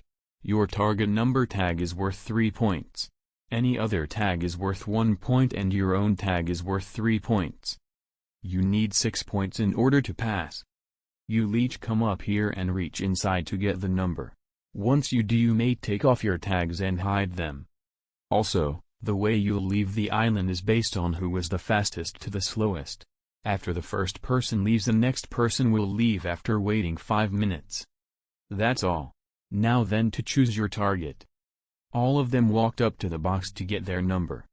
Satoru walked up and took his number. He then took off his number tag and placed it in his pocket. He looked at the number he got. 53. 53, huh? Who was number 53 again? Satoru thought. Ha, that's right. It was Pakal. I'll just steal his tag, then leave, Satoru thought as he went back and sat down. So who did you get? Killua asked as he sat next to Gon. Satoru was next to Gon as well. Don't worry, you aren't my target, Killua said. Same, you aren't my target, Gon said. Neither of you are my targets. Anyway, who did you get? Satoru asked. Number 199, Killua said. Don't know who that is though. It's one of those brothers, Satoru said as he motioned to the brother's location. Oh okay. What about you, Gon? Killua asked. 44. Gon said. That sucks. You got Hisoka, Satoru said. Yep. You good, Gon? Killua asks as he sees Gon shaking. Yeah, I'm alright, Gon says. Satoru says nothing as he smiles. He's excited, Satoru thought as he knew Gon was waiting for the challenge to start. Well, we are here. Remember, you have 1 week to get your tags. First up to leave the boat, Satoru. Satoru smiled and got up. He then walked past all the other examinees and headed into the forest. Well then, let's go find a place to relax. I'll be here for a few days, so I should find a place where I can at least get food easily, Satoru thought as he walked through. Satoru looked at Pakal, who was stalking his target. If I remember correctly, he should use an arrow that has poison to paralyze his target. Just need to wait till he goes to get the badge, Satoru thought. Pakul fired his arrow at his target. His target barely avoided the attack, getting a cut on his cheek. There you are, he thought as he looked in Pakul's direction. He started to run towards him. Thud. Poison, he thought as he laid on the ground. Pakul walked towards him and took his badge. Well, I'm done. I got my targets and I have my badge, but I have to be on guard. I don't know who is after me, Pakul thought. His eyes widened though as he stopped and checked his pocket. It's gone, Pakul thought. Looking for this. Pakul looked in the direction of the voice and looked at Satoru. Satoru was standing on a tree while spinning Pakul's tag on his finger. Thank you for the tag. Good luck with the exam, Satoru said with an annoying expression. Pakul became irritated as he grabbed his bow and fired at Satoru. Satoru grinned as he dodged, easily falling off the tree. Pakul then rushed as he went behind the tree to see Satoru's body. Pakul reached and looked behind the tree, but he didn't find Satoru's body anywhere. How did he? No, don't get distracted. You can't try to go after him or get 3 other tags. It will be easier to get 3 other tags. He was the first one out, ahead of that clown, Pakul thought as he walked away. Satoru though just sat down on a tree and looked at the sky. 7 days, huh? Sigh, this is going to be a long wait. Chapter 10. Killua walked through the forest while having his hands in his pockets. He pretended not to notice the people who were trying to sneak upon him. However, he grew tired since they have been doing that for the past hour. Okay. I am annoyed. Please come out and hand me your badge, Killua said as he looked in the direction of one of the hiding people. The person in question covered his mouth and didn't speak. Sigh, just come out already. My god, Killua said. No one moved. Fuck it. Sometimes you just gotta do things yourself, Killua said as he walked towards one of them. Alright, you caught us. He heard. Killua turned around and looked at 2 of the brothers who came and stood in front of him. They're going to have the other one come up from behind to capture me while they distract me, Killua thought, mentally rolling his eyes at the obvious plan. Killua looked at the brothers who kept saying bullshit to distract him. To play along, Killua also spouted bullshit. Finally, Killua mentally exclaimed as he felt the other brother one up from behind him. Quickly dodging, Killua appeared behind the brother and grabbed his head. He placed his right hand towards his neck with his fingers facing the skin. Alright, here is what's going to happen. You're going to give me your tags and I won't kill you, your friends, and your family. Even grandmama? Even grandmama. Not grandmama. Yep. So give me your tags now, please, Killua said as he turned his hand into a claw and drew a small amount of blood from the brother. Okay. Okay, I'll give them to you. Killua stood in the center of the forest clearing while he knocked out the brothers. Well, at least I have the one I need, Killua thought as he put the tag in his pocket. However, the others are useless, Killua said as he sighed. Bringing his arm back, he threw both tags in opposite directions. He looked at the shadow that went in one direction. It was that ninja dude, Killua thought. He felt someone staring at him as he held one of the number tags. Well, either way, I have nothing to do now.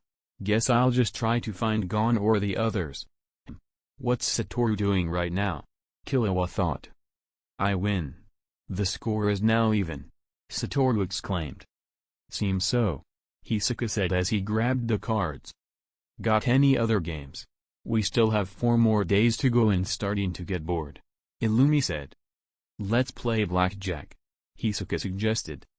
Oh, I like that game, Satoru said with a smile. Alright, give the cards. Let's play, Illumi said. What's he doing? Gon thought as he looked at Hisaka from behind a bush. Hisaka was currently standing in front of a tree. Should I take his tag now? No. I would get destroyed. Plus he is giving creepy feelings right now, Gon thought as he looked at Hisaka. Meanwhile with Hisaka. I don't need it. Hisaka thought as he stared at the tree, thinking about powerful children. I don't need it, Hisaka thought as he had more thoughts. I especially don't need it, Hisaka thought while thinking about more children. Hisaka's bloodlust starting pouring out into the area more as Gon started to feel chills go down his spine. Ein fight, Hisaka thought. His bloodlust exploded as Gon stayed still in fear. Ha, Hisaka laughed into the night. The animals in the area ran away. The other contestants stayed on guard as they knew someone had gone insane. I don't want to die. Mommy, help. God, please let me at least live in heaven if I die. Looks like Hisaka finally lost it. Well, Gon, let's hope you survive, Satoru thought as he stared at the night sky. As for Illumi, he was currently unaffected as he slept peacefully in the hole he made. God, you're alive, Satoru said as he looked at him who was walking out of the forest. I'm alive, Gon yelled in pure bliss. Yes, Satoru said as he gave Gon a high five. Time's up, let's see who passed. You passed. You passed. You passed. That's a total of 10 people who passed. Congrats. Get on the boat, the examiner said. I'm surprised Paco managed to pass even though I stole his badge. Well, no matter. I only remember him because of his death, Satoru thought. So what should we do now? Gon asked once they were on the blimp. Let's go get something to eat, Killua said. Stealing from the kitchen, nice, Satoru said as he gave a thumbs up which Killua gave a smug cat face for. Okay, everyone. I need the participants to come to my room one by one in the order of number tags for questioning. Netero's voice rang throughout the ship. Guess we have to see what the old man wants, Satoru said. Yep. We can steal from the kitchen after this, Killua said. Okay. Let's go, Gon said as he walked off. God, that's the wrong direction. His office is this way, Satoru said after Gon walked a couple of feet away from Satoru and Killua. Come back, Gon, Killua said blandly. You could have said that from the start, Gon said as he walked back. Yo, old man, been a while, Satoru said as he sat in front of Netero. Ho ho. It has been a while. The final test will happen soon. Really? That's good. What's it going to be? Satoru asked. That's a surprise. For now, I'm going to ask some questions. Which participant are you looking out for and who would not fight? Netero asked. None, Satoru said with a smile. Ho, I expected you to say that to only the first question, but why the second? Netero asked. Depending on who I fight with, it'll decide whether they live or die. That's all, Satoru said. Ho, you are that confident. Well, I can understand. Alright, then you may leave, Netero said. Hey, Grandpa Netero, Gon said cheerfully. Hello, my grandchild. I have a few questions for you, Netero said. What are they? Gon asked. Which participant are you looking out for and who are the people you do not wish to fight? Netero asked. I'm looking out for Hisaka and I would not like to fight Killua, Kurapika, and Leorio, Gon said. Ho, but aren't you close with Satoru? Netero asked. Yep, but I also want to fight him, Gon said seriously. Ho, that's interesting. You can go now, Netero said. Okay. Bye, Grandpa, Gon said as he walked out of the room. Chapter 11. Alright. This is the final phase of the Hunter exam and it's a tournament-style phase, Netero said as he looked at the examinees. Matchups have been decided based on your performance during the exams and the questions you answered yesterday. Reveal the matchups, Netero said as the matchups were revealed. Everyone found themselves. Killua, Hisaka, Kurapika, and Leorio widened their eyes in shock and intrigue at the first matchup.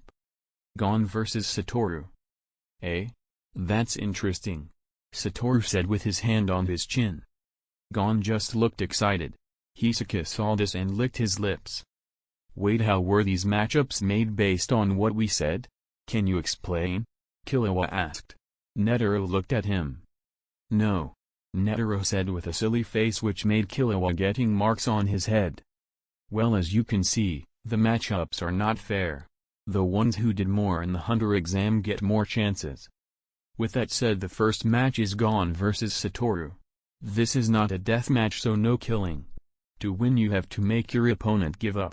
If you kill your opponent you expelled from the exam," Netero said. Gon and Satoru walked onto the arena as the judge walked up. "Alright, first match, commence." Gon ran around Satoru before attacking him. Gon rushed in and threw a punch at Satoru's face. Satoru just looked at the punch with a smirk as Gon retreated as the attack was a feint. Gon then aimed a kick at Satoru's chin. Satoru dodged the kick by leaning back a little as Gon fell to the floor and rushed at him. He sent a flurry of punches towards Satoru's face as Satoru dodged all of them. Gon then aimed for Satoru's legs. Satoru dodged it as well when he lifted his legs or jumped over Gon's attacks. Gon sent a punch to Satoru's head as he stopped the punch with his palm. Gon then followed up with a kick to his head which Satoru blocked. Satoru then grabbed Gon and threw him over his shoulder. Gon headed for the wall. Thinking quickly, he spun in the air to slow his momentum. Boom. He was still moving too fast as he landed on the wall. The wall caved in as Gon's feet slammed into it. He jumped down and stabilized himself on the ground. Taking a deep breath, he stared at Satoru, who just stood there with a smile on his face. Everyone else just watched the fight. They were not surprised that Gon was getting beaten that easily. Killua, Kurapika, and Leorio were having a harder time as they didn't know who to cheer for, considering that both of them were our friends. Gon looked at Satoru, who kept standing with the same grin on his face. Gon reached put to his side with his right arm to grab a piece of the broken wall and threw it at Satoru. Satoru watched the piece coming and tilted his head to the side as the piece flew past his head and shattered upon impact on the wall behind him. Gon appeared in front of him and threw a punch at Satoru's face. Satoru just looked at the punch with the same grin as he blocked it with his palm. Gon then twisted his body as he raised his left leg and brought it down towards Satoru's head. Satoru grabbed his legs with his left hand. Satoru then spun him around and slammed him to the ground. As Gon was on the ground, he sat on Gon's back. "Is it really necessary to sit on my back?" Gon asked as he tried looking at Satoru. "Do you give up?" Satoru asked with a derpy face. "Nope." "Then I must sit on your back," Satoru said as he brought out his phone. "Well, he ain't winning," Killua said as he knew Satoru would stay like that as much as possible. "Yeah." Kurapika. "Well, Gon didn't get hurt as much," Leorio said. Everyone just watched as Gon tried to get Satoru off him but couldn't. "I lost.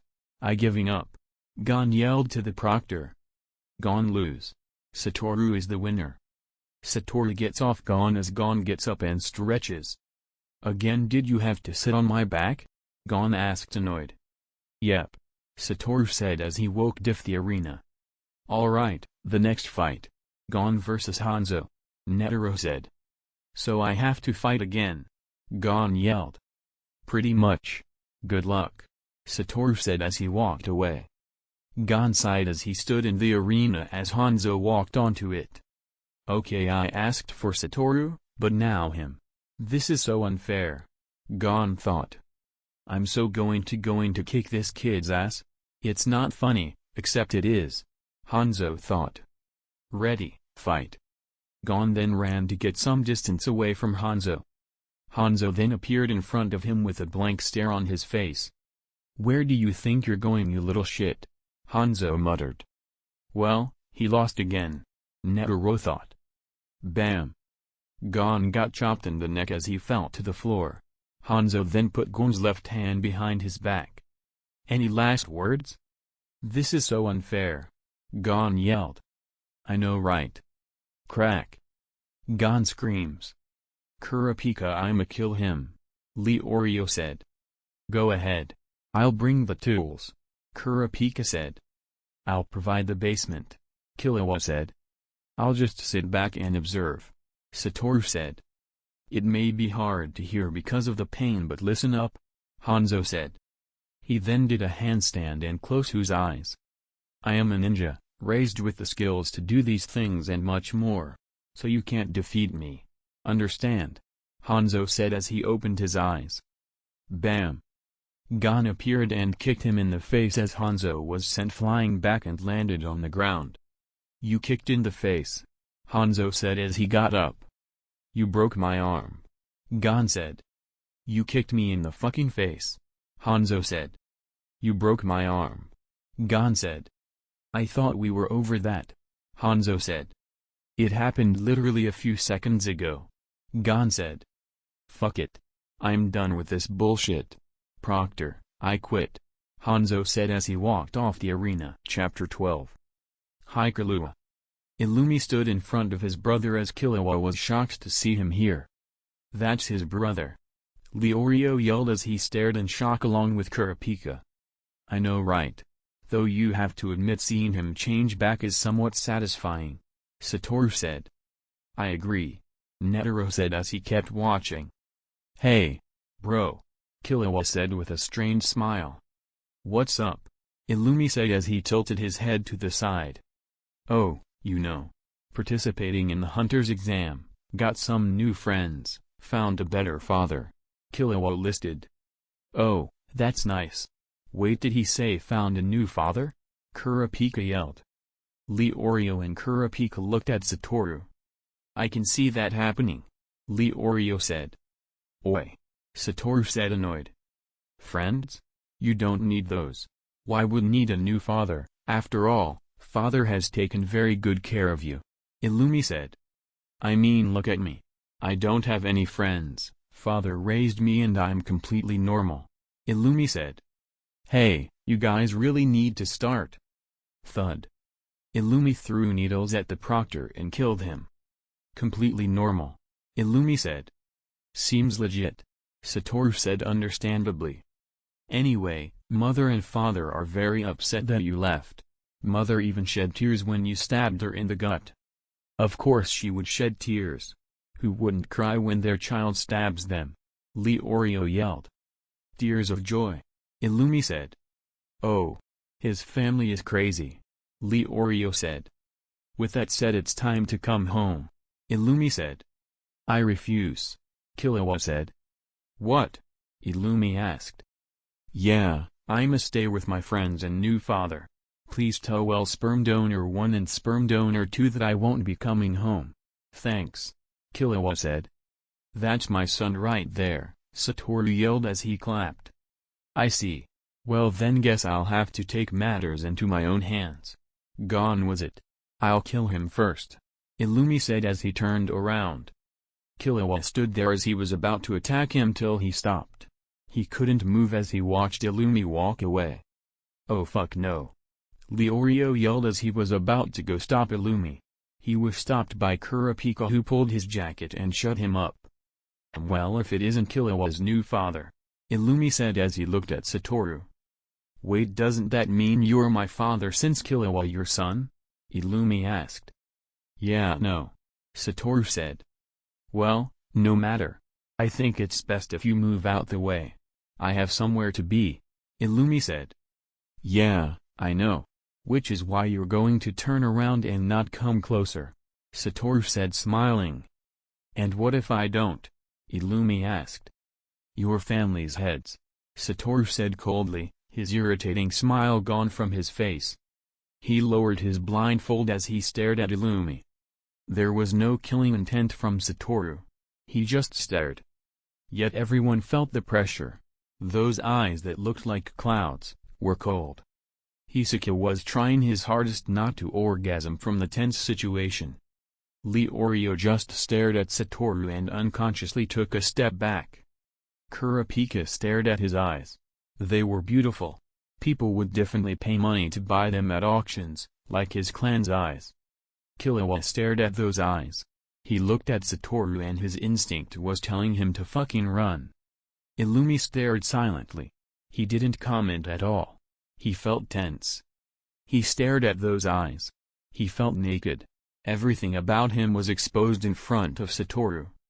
Netero was similar to Hisoka except for the orgasm part. He was very excited for their rematch now. Illumi said nothing as he turned around and walked towards Killua. Killua said nothing as he watched him approach. Illumi said placed his hand towards Killua. A few seconds later Killua stood there with a blank face as his eyes lost color becoming a dull blue. "Give up," Illumi said. "Proctor, I give up," Killua said robotically as he walked off the arena. Satoru said nothing as he put his blindfold back on walked off towards Netero. "And that's what happened," Satoru said as he looked at Gon. "Okay. But how did Killua actually get eliminated?" Gon asked confused. "Oh, he killed a person," Satoru said. "Oh," Gon said. "So anyway, here is your hunter's license," Satoru said as he handed Gon his hunter's license. "Please go to this room for the debriefing of what you can do with the license and what hunters you can become," Satoru said as he handed Gon a part telling him which room he should go to. "Anyway, with that said, you have to go now. You can't stay here," Satoru said. "Okay. Thank you, Satoru," Gon said as he got up and grabbed his stuff. Meanwhile, a few minutes before the briefing and Gon making the fuck up to hear about Killua, Satoru stood in front of Netero with some coffee in his hand. "This is good," Satoru said as he held the coffee. "True. So want to tell me what those eyes do?" Netero asked. "Not really," Satoru said. "Well, makes sense. So what will you do about your son going back to the Zoldyck Manor?" Netero asked. "I'll go after him. I could do it now, but Gon can also do it. Plus I have my own plans while they are there." "Money?" "Money. Makes sense. Just don't keep this old man waiting too long," Netero said as he elegantly drank his coffee. "Of course, old man. Also, how did you learn to drink your coffee so well?" Satoru asked. "Practice, my young friend. Practice," Netero said. They both got up and walked towards the briefing room as it was almost time to start. Chapter 13. "Alright everyone, take your seats," Netero said as he walked into the room. Satoru went to his seat and sat down. "Firstly, congratulations on surviving. Now then, in front of you is your hunter's license and a tablet. Now, as you know, there are multiple hunter classes from gourmet hunters to blacklist hunters. You will need to choose the type of hunter you are. The tablet in front of you already has the page open for your information on the hunter's website.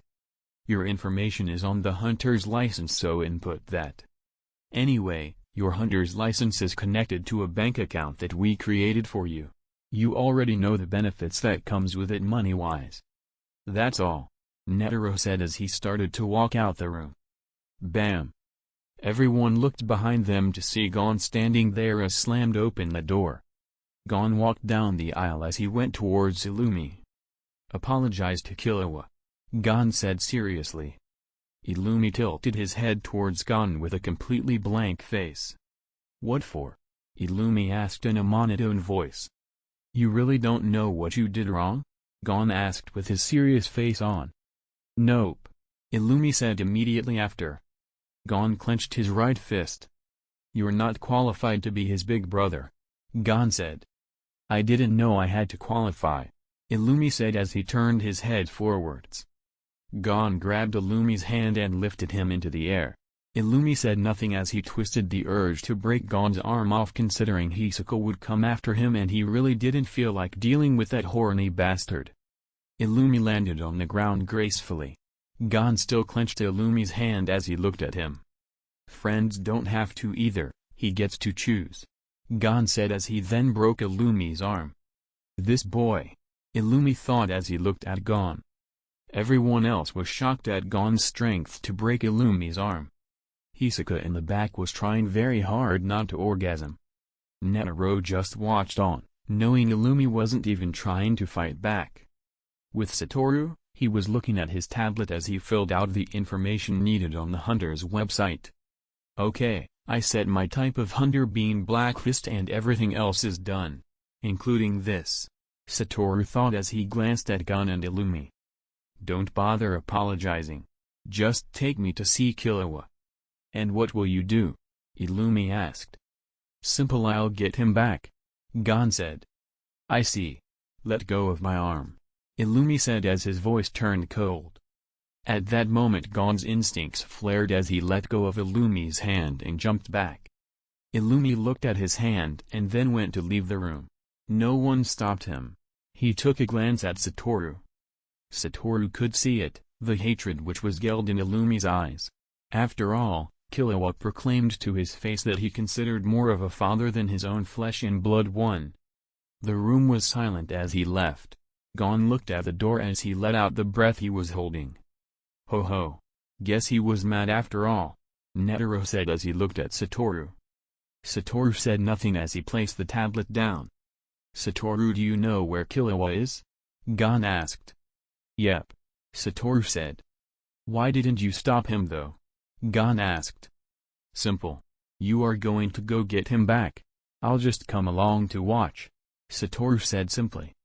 Why? Gon asked. Killua will get out eventually. We will just be there to greet him when he does. Satoru said. A question mark formed over Gon's head. What? Gon asked confused. Don't worry. You'll see when we get there. Also, do you know what the hunter license can do? Satoru asked. Gon tried to answer but stopped as he thought. No. Gon said as he hung his head. Yep. Alright, came here. We will go over it then go see Killua. Satoru said. It'll be quick. Oi Gon. Leorio yelled as he walked towards Gon. Kurapika came as well. Leorio. Kurapika. Are you coming along? Gon asked. Yep. We want to say goodbye to Killua before we have to leave to follow our own goals. Leorio said. Kurapika nodded his head in agreement. Well then, let's go. Satoru said. After all, I already booked the tickets to Killua's house. Satoru said. That saves us time. Kurapika said. Well then let's go. Gon said. Hello, Illumi. Silva's voice rang out through the phone. Hello, father. How's Killua doing? His punishment's going on. Is there something you need to report? Yes. Someone powerful will be coming towards home. Killua considers him as his father. Illumi said. I see. Silva asked. Tell me, how strong is he? Silva asked seriously. I do not know. My instincts are telling me to not get on his bad side. Illumi said. The silence was all there was for a few minutes as Silva finally spoke. When did this happen? Silva asked. During the finals of the hunter's exam. Killua told me he made a friend, so I wanted to get rid of him, however, he stopped me. His threat was he would give me your heads. I didn't engage. Illumi stated. Silva on the other side was silent as he started thinking. Illumi was a fully trained assassin. To make him stop and then turn back after treating his family is impressive. It also shows how dangerous the person is. You said he's coming here? Silva asked. Yes. Illumi said. Alright, I'll take care of it. Good work, Illumi. Silva said as he hung up. He really scared you that much? HxH said as he leaned on the pillar. Yes. He is dangerous. The attitude he used when interacting with us will definitely hinder Killua. Illumi said seriously. Well, you do. However, Gon is my prey. HxH said coldly. Understandable. Have a nice day. Illumi said as he walked away. Chapter 14. Welcome everyone to Kukuru Mountain, said the travel guide as everyone got out of the bus. This is where Killua lives? Leorio yelled as he looked at the giant mountain in front of him. Yep. What's impressive is that this Oldak family is a bunch of assassins, but their base of operations is in plain sight, Satoru said as he looked at the mountain. True. Would have thought they would have something more untraceable. Kurapika thought. Damn it. Leorio yelled. What's wrong, Leorio? Gon asked. I didn't get a picture of Killua. If I did, I could have gotten a lot of money, Leorio said with a sad face. Gon and Kurapika deadpanned. Oi, old man. Let us in. Everyone heard. They looked towards the Fate Keeper as he was harassed by two people. Satoru. Those two are cannon fodder, right? Gon asked. Yep. They are cannon fodder, Satoru said as he continued to watch. All right. Here's the key, the old man said as he finally gave in. The two boys went through the gate with greedy smiles on their faces. Ah! Both of them screamed. What no? Please, I'm sore. Crunch. Chewing. Everyone get back on the bus, the guide yelled as everyone rushed to the bus and left. Satoru, Kurapika, Leorio, and Gon just watched them leave. They walked forward toward the old man. Oh, some people stayed. That's a surprise, the old man said. Hello. Can we go see Killua? Gon asked. Why do you want to meet him? We are his friends, Gon said. The old man's eyes widened. I see. Come inside so we can talk, he said. By the way, my name is Zebro, he said. Nice to meet Zebro, Gon said, as did Kurapika and Leorio. They headed inside the hut which Zebro has, and he brewed some tea. Here you go. Now, what's this about you bring friends with Killua? Zebro asked. Gon then started to explain what happened at the hunter's exam. Zebro stayed silent as he listened. He had a happy face as Killua finally made some friends. That's good. Master Killua never had any friends growing up, so this is making me happy, he said. Can you let us go see him? Gon asked. Unfortunately I can't. I can't just let you in, as you have to go in by yourselves. The front gate's always open anyway, he said. How does it weigh? Satoru asked as everyone else was confused. Wait, what are you talking about? Leorio asked. Satoru, you already know? Gon asked. Yep. The giant gate you see is actually the front door, Satoru said. I see. Then why don't we just push it? Gon asked. It must weigh a lot. Plus we don't know what those symbols mean, Kurapika said. Oh, those, they represent how much the number of gates, Zebro stated as everyone looked at him. The first gate weighs 4 tons, Zebro said. 4 tons, Leorio yelled. Gon and Kurapika were shocked. There is 7 gate. When you open the gates at the same time, they weigh 2 times more than the last. If you manage to open the second gate, you opened a gate weighing 8 tons. When Killua arrived, he managed to open the 3/3 gate. 16 tons in total, Zebro said. Leorio, Kurapika, and Gon looked at Zebro in shock. Is there any other way to get in? Gon asked. You could ask the head butler, however they work directly under the Zoldyck family. The only way to get in is through the testing gates. I see, Gon said.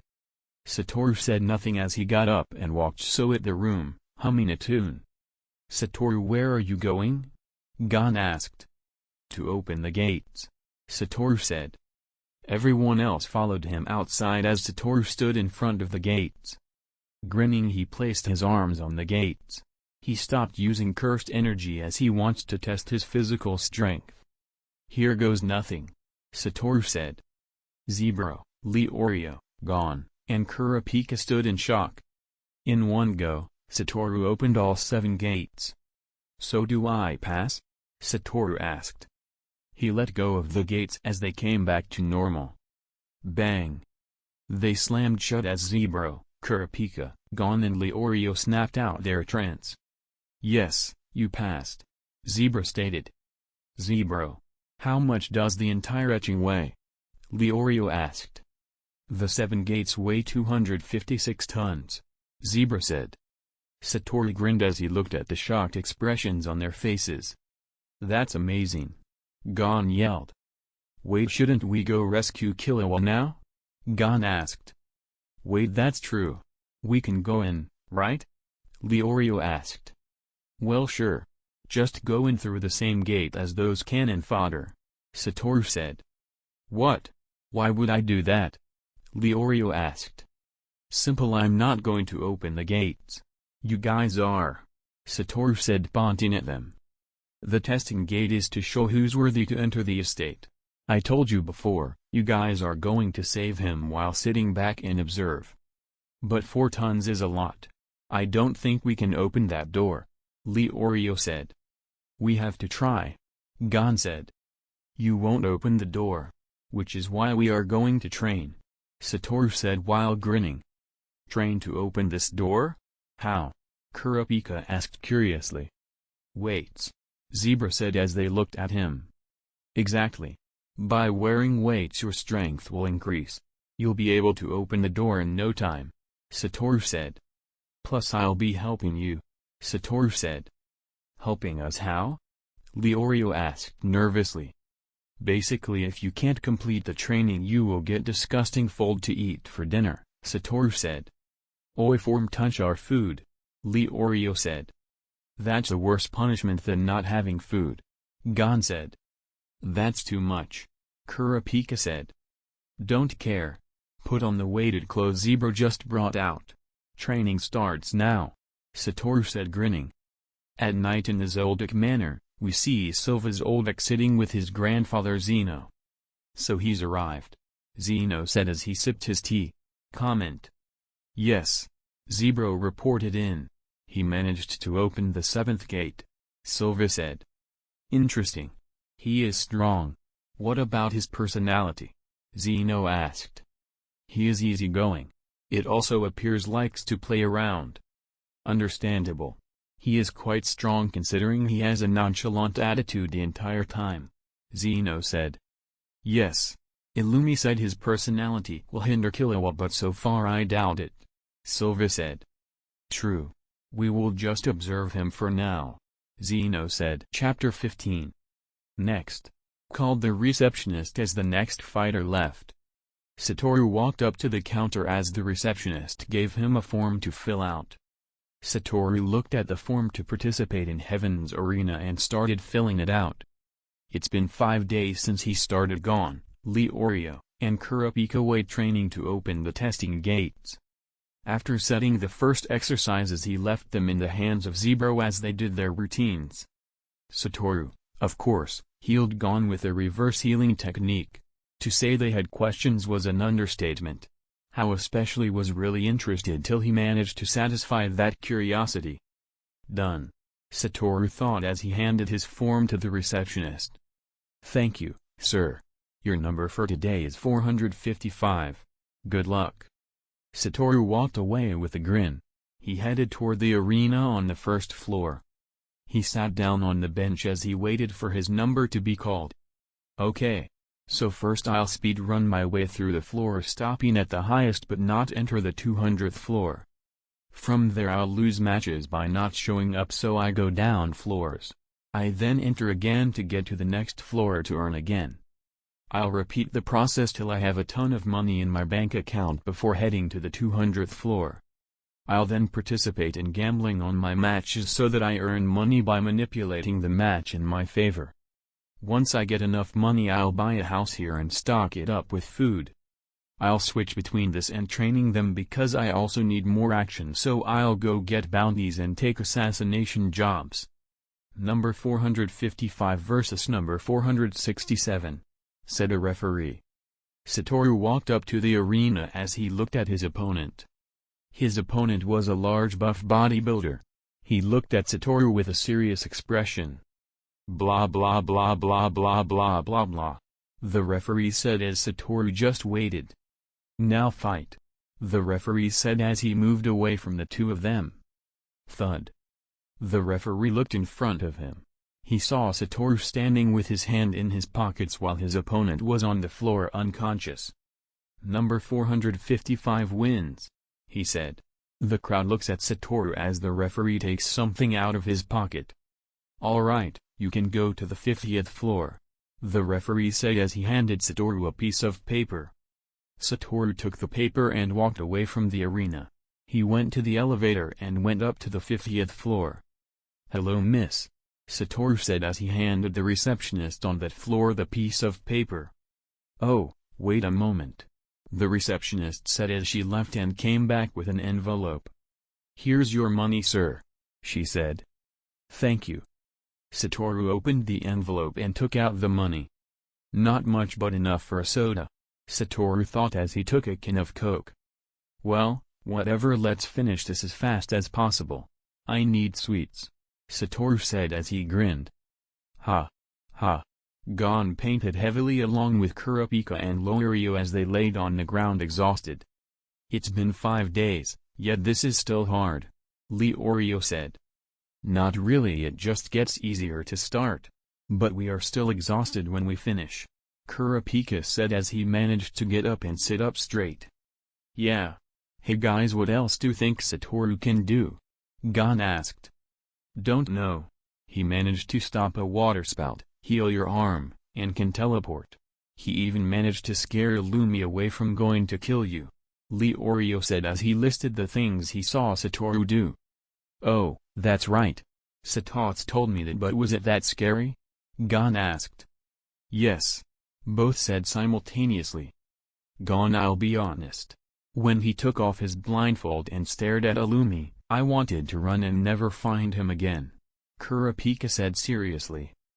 Gon gulped as he looked at Leorio. When he stared at Illumi, we got a good look at his eyes.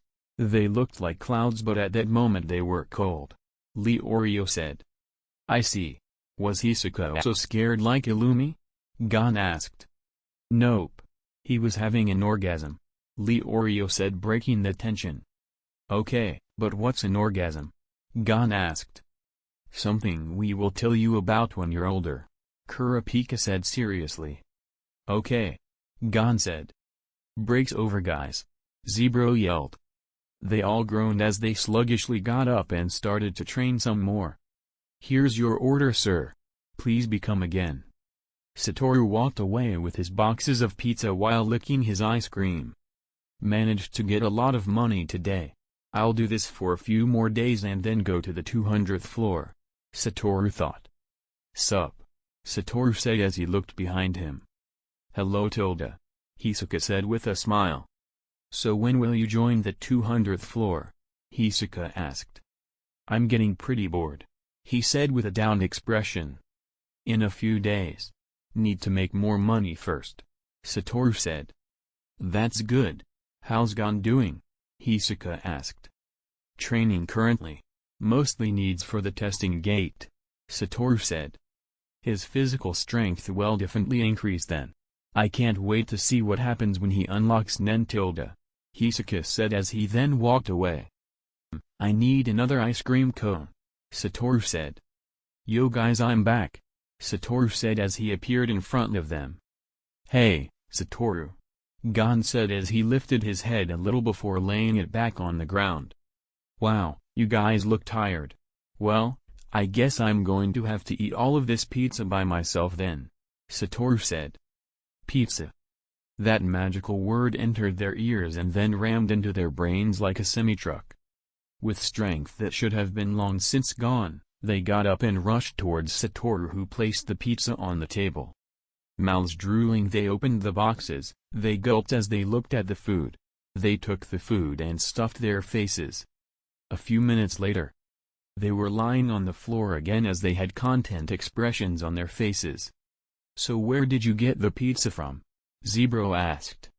I went to Heaven's Arena, earned some cash, and bought the pizza, Satoru said happily as he ate his ice cream. Understandable, Zebra said. Well, I'm asleep now, Satoru said as he yawned and laid back on his chair. Chapter 16. I'm back, gentlemen and gentlewomen. Alright, our next match of the day, folks. Our first contestant is new to the 200th floor. Please welcome Satoru Gojo. Satoru walked into the arena as the crowd cheered. He was well known on the lower floors as he easily beat his opponents in one hit. Satoru smiled as he walked. He didn't listen to his opponent being introduced as he waited for the match to start. Alright, the bets are in. All I need to do is still him for about a minute before I can destroy him, Satoru thought. He observed his opponent. He had black hair and a cocky expression on his face. He looked at Satoru. Yes, a newbie. This will be an easy win for me. Then I'm one win closer to becoming a floor master, he thought. Begin. Satoru watched as his opponent created a barrier around him. Satoru just watched on with a smile as his opponent laughed. "My barriers are unbreakable. No one has ever been able to break them," he said as he looked at Satoru. "These barriers can reflect the same amount of damage on the attack from the force they exerted onto the barrier itself. Keeping people in like this and then squeezing them to death is the best way to use this ability, considering I can repair any damage the barriers sustain," he thought. Why isn't he worried? He hasn't even moved an inch. He also has that grin on his face the entire time, he thought. In the crowd, a certain clown was watching. "So what's your next move? You haven't moved at all. That grin on your face shows you aren't scared or even worried. Oh, I see. You want more money. Well, whatever, let's see your ability in action tilde," Hisaka thought as he kept watching. Satoru stared at his opponent. He wasn't worried as he thought about the sweets he wants to buy afterward. 58, 59, 60. Minutes up. Satoru thought as he grinned. His opponent widens his eyes as he stared at the empty barrier. There was no one inside. Where did he go? He thought. Look behind you, Satoru whispered. His opponent's eyes widened as his fear increased. He looked over his head to see Satoru standing there with a grin on his face. It's been fun, but I have a schedule to keep. Thanks for the money, Satoru said with a smile. Immediately after his opponent's head caved in and got crushed. His body fell to the floor with Satoru standing above it. Hisaka looked from the crowd with an excited smile. What more can your ability do? I need to see more. You are becoming the person I want to fight the most. But first I need to understand your technique better, Hisaka thought as he looked at Satoru. Satoru walked off the arena and collected his money. 1.7 billion jennies. Nice. Satoru thought with a thumbs up and a big smile on his face. Time to buy that house and the furniture. Finally finished, Satoru said as he smiled at his new house.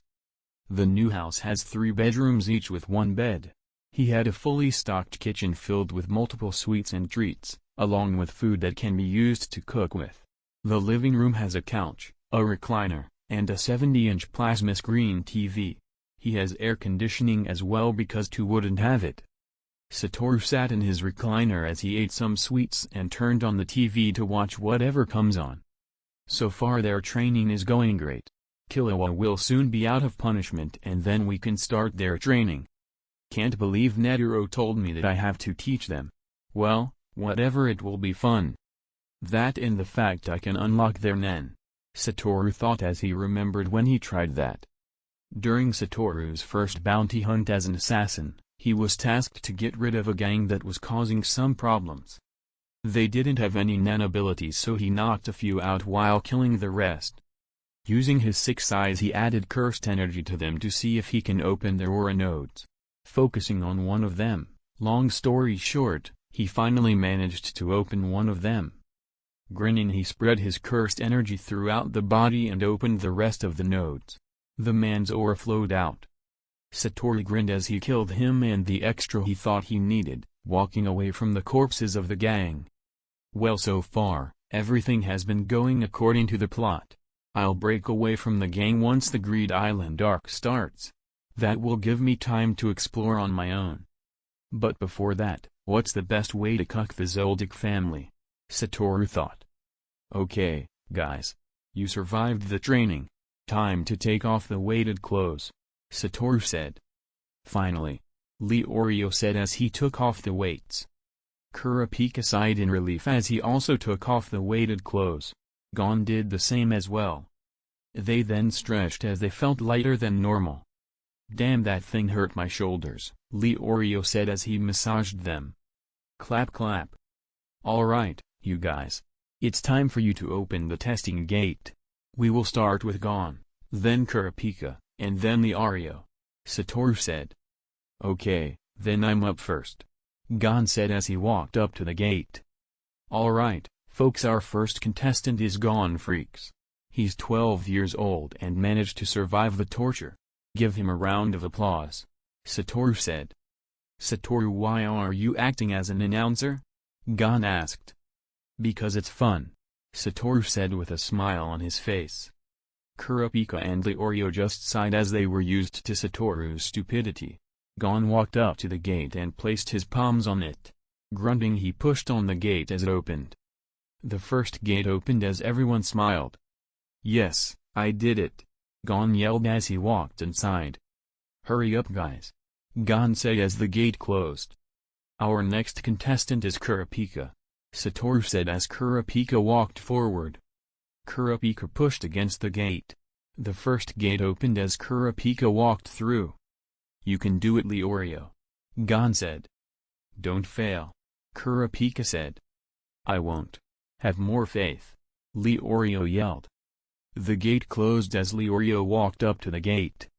"And our last contestant of the day, folks, is the future Dr. Leorio," Satoru said. Leorio pushed against the gates as Kurapika and Gon stared in shock.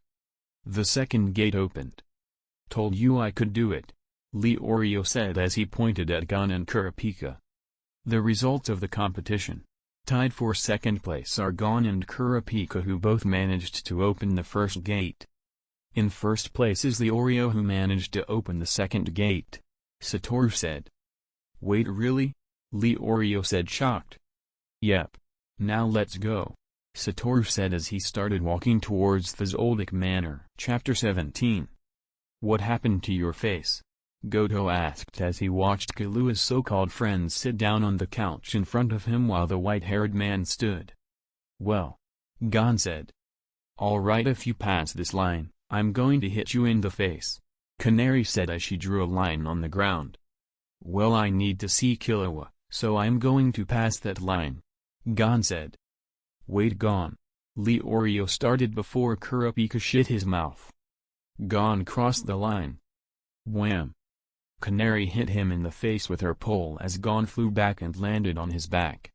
He got up and tried again. Wham! He got hit again. He got up and tried again. Wham! Got hit in the face.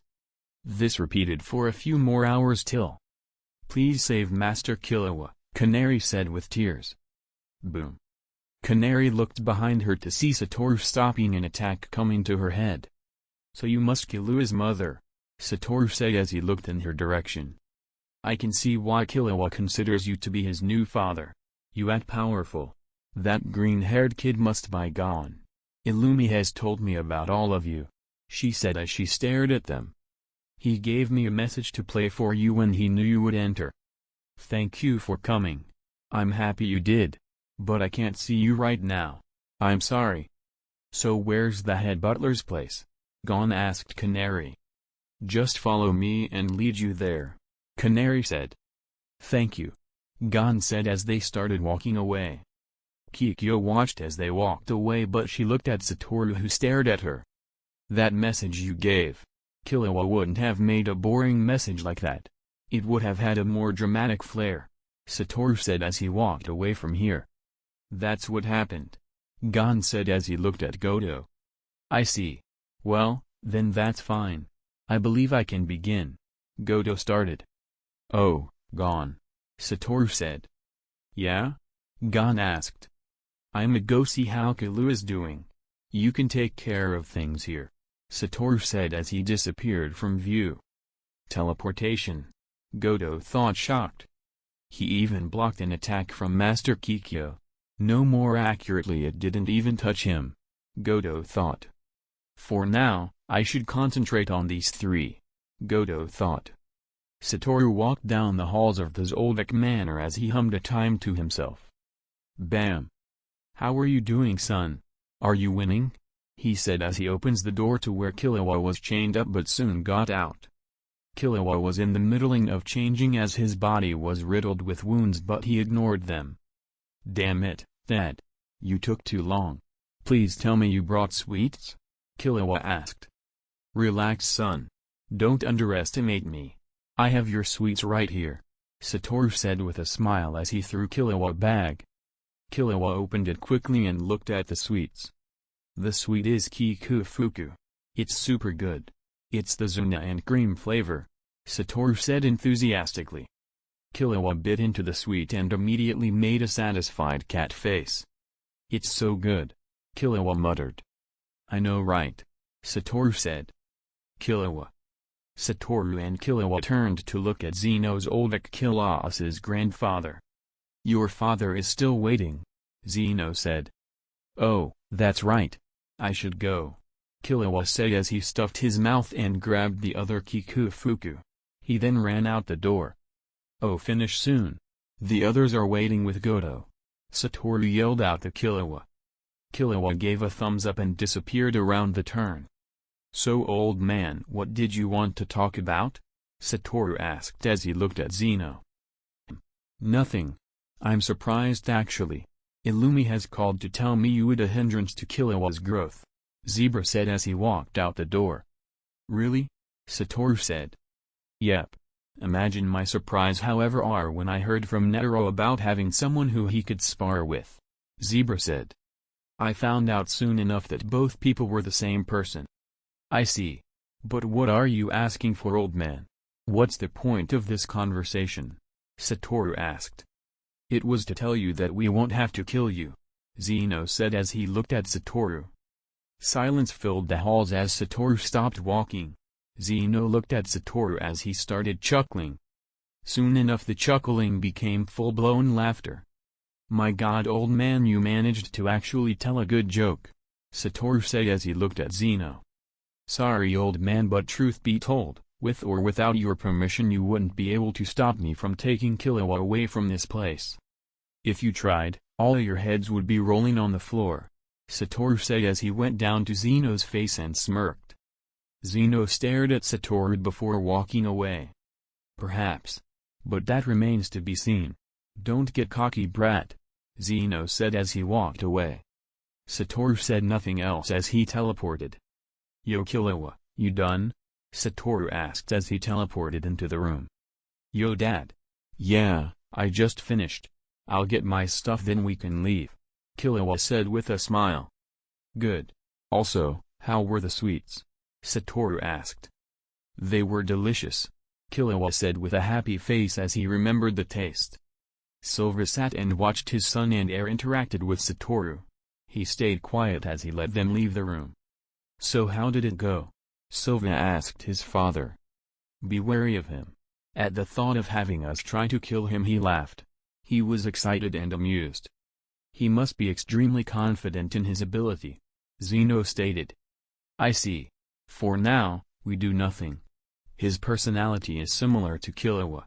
He will benefit from being around him. It is best to wait, Silva said while Zeno nodded in agreement. Chapter 18. Yo Gon, Killua said as he walked towards him. Killua, Gon exclaimed as they fist bumped. Why are you so beat up? Killua asked. I got in the face by her, Gon said as he pointed at Canary. Killua nods in understanding. Why are you so beat up? Gon asked curiously. I got hit by a whip, Killua said nonchalantly. Seriously? Are you okay? Leorio asked. Yep. Don't worry, Killua said. I don't want to ruin the moment but we need to go to the airport, Satoru said as he held up his phone. Oh, that's right. If we don't get there we have to wait at least 5 hours for the next flight, Kurapika said. Well, we should get going, Leorio said. Have a safe trip, Master Killua, Goto said as he went toward Killua. Thanks, Goto. I'll be fine though, Killua said confidently. Great. I'll teleport us there, Satoru said. Bye. Gon yelled as they disappeared from the room. Satoru teleported them straight into the lobby as they looked around them in fascination. Teleportation is really handy, Leorio said as he whistled. You are not wrong, Kurapika said. So where are you going? Gon asked. I'm going to be headed somewhere else. I need to get stronger. Satoru, will I learn whatever it is you have? Kurapika asked. Yep. You'll learn it from a hunter, Satoru said. Well, I'll be off.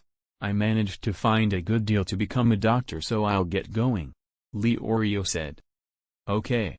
But when can we meet you guys again? Gon asked. In York New City.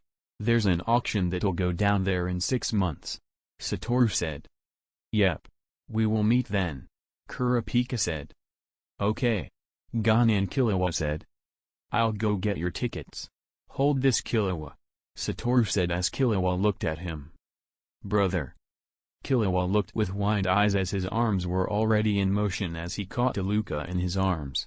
She hugged him with a huge smile. I missed you, she said. Gon, Kurapika, and Leorio stared with shocked faces at what happened as Satoru walked away with a smile on his face. Aluka. Why are you here? How are you here? Also, I missed you too, Killua said. That nice man took me away and threw me at you, Aluka said as Satoru came back. Satoru grinned at them and turned their heads towards him. You stole her from the Zoldyck family? Killua asked. Yep, Satoru said with a thumbs up. I fucking love you, Dad, Killua said seriously. An arrow struck Satoru in the chest as he felt immeasurable happiness. Brother, don't swear, Aluka said as he pouted. Oh sorry, Aluka, Killua said as he smiled and hugged her again. Aluka melted in his arms. Wait. Would the Zoldycks be angry that she's gone? Kurapika asked. Absolutely, Killua and Satoru said at the same time. Kurapika and Leorio stared at Satoru before taking their tickets. Well, Gon and Killua, I'll see you in 6 months, Kurapika said as he walked away. Same. Bye, Leorio said as he walks away. What's happening? Gon asked while having a clueless face on. Basically, when the Zoldycks find out she's gone, they will try to come to find me and kill me, Satoru said. Oh. That makes sense. Thanks, Gon said. Can I come with you guys? Aluka asked. Of course. I ain't going to give you back, Satoru said as he patted her head. So when is the flight to Heaven's Arena? Killua asked. Don't need it, Satoru said as he grabbed all 3 of them. They appeared in a house. Gon, Killua, and Aluka looked at the house as Satoru placed them down. During the training for the testing gate, I had time to come here and win some cash. I brought this house. We will stay here till the 6 months are over, Satoru said. Nice, Killua said. Hey, there's a TV, Gon said as he looked at it. What's a TV? Aluka said curiously. Killua grabbed her and placed her on the couch. It's better if you just watch. I'll tell you after you see it, Killua said. Okay, Aluka said. Oh, I got a good channel, Gon said as a movie started playing. Who wants food?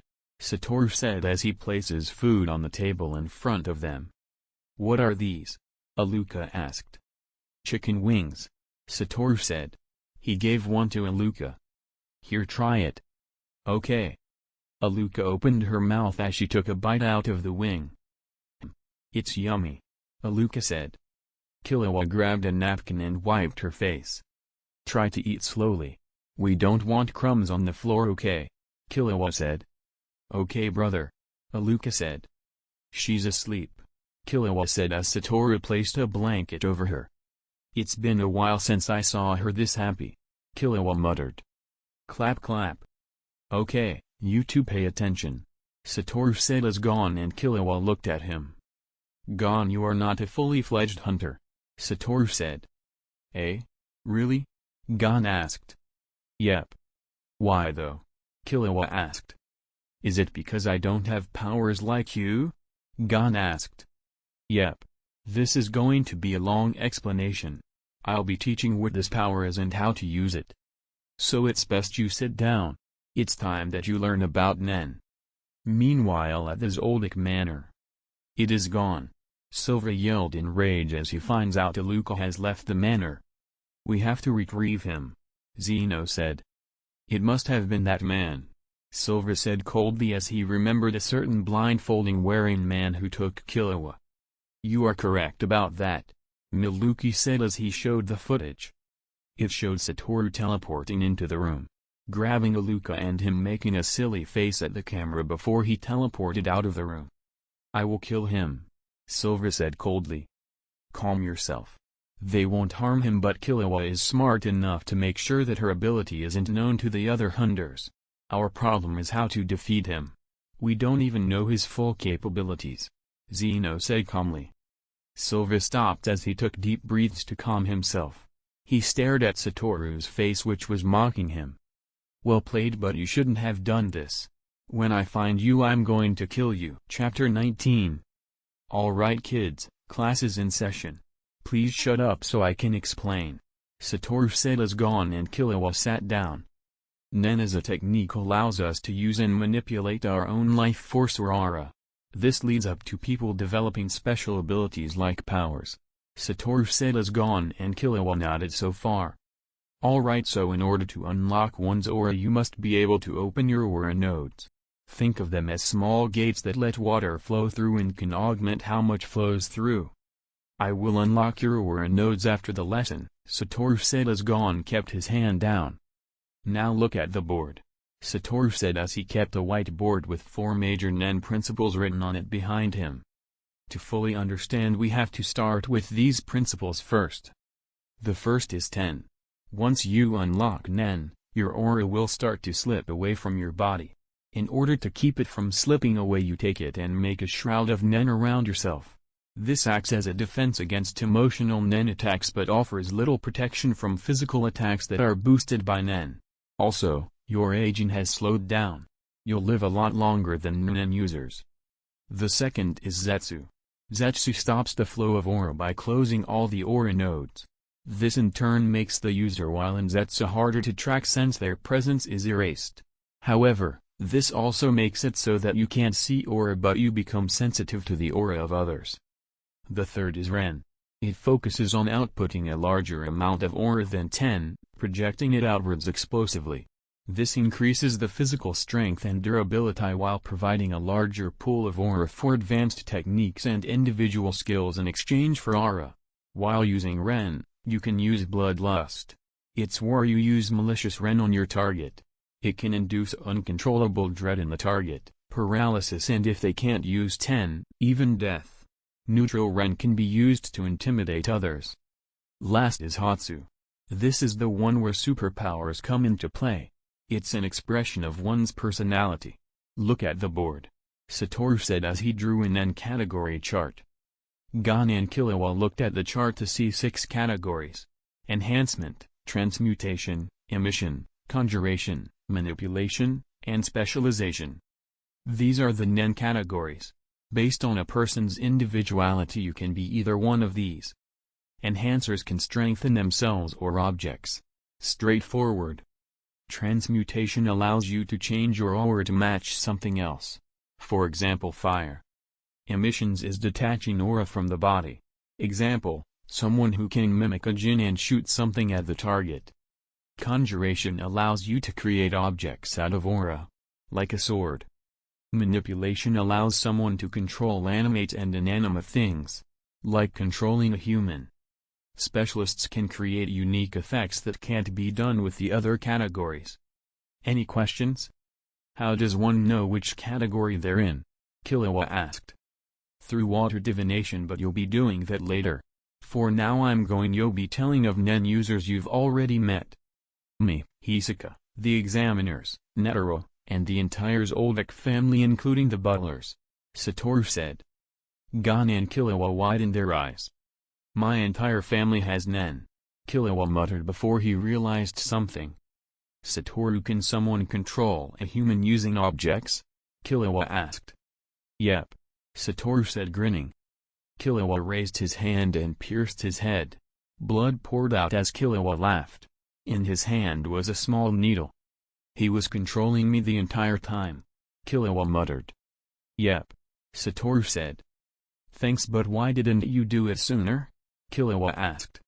I ain't going to be able to be there to save you, so you need to be able to spot techniques. A person's Nen technique can change the tide of a battle. Very few people know about it and can use it. Why do you think your family can be in the open with their base of operations known to the public? They are skilled at Nen. Plus people hire them to kill. There are advanced techniques of Nen, but a djinn we will have to focus on the first 4 for now. With that said, let's unlock your Nen. Satoru said. Come face me with your backs turned. Satoru said. Gon and Killua stood up. Satoru placed his hands on their backs and used his cursed energy to open their aura nodes. Gon and Killua felt their aura pour out. "Quickly use 10 and contain your aura," Satoru said. Concentrating, they closed their eyes and focused on their aura. They managed to get 10 down pretty quickly as Satoru ate some sweets. "This is cool," Gon exclaimed. "Yep. Once I master this I am so going to kill Illumi," Killua said smiling. Clap clap. "Well done. Both of your 10 are really good right now. For now, I want you to practice 10. Tomorrow you're going to go to Heaven's Arena and go all the to the 200th floor," Satoru said. "Other men users are on that floor, aren't they?"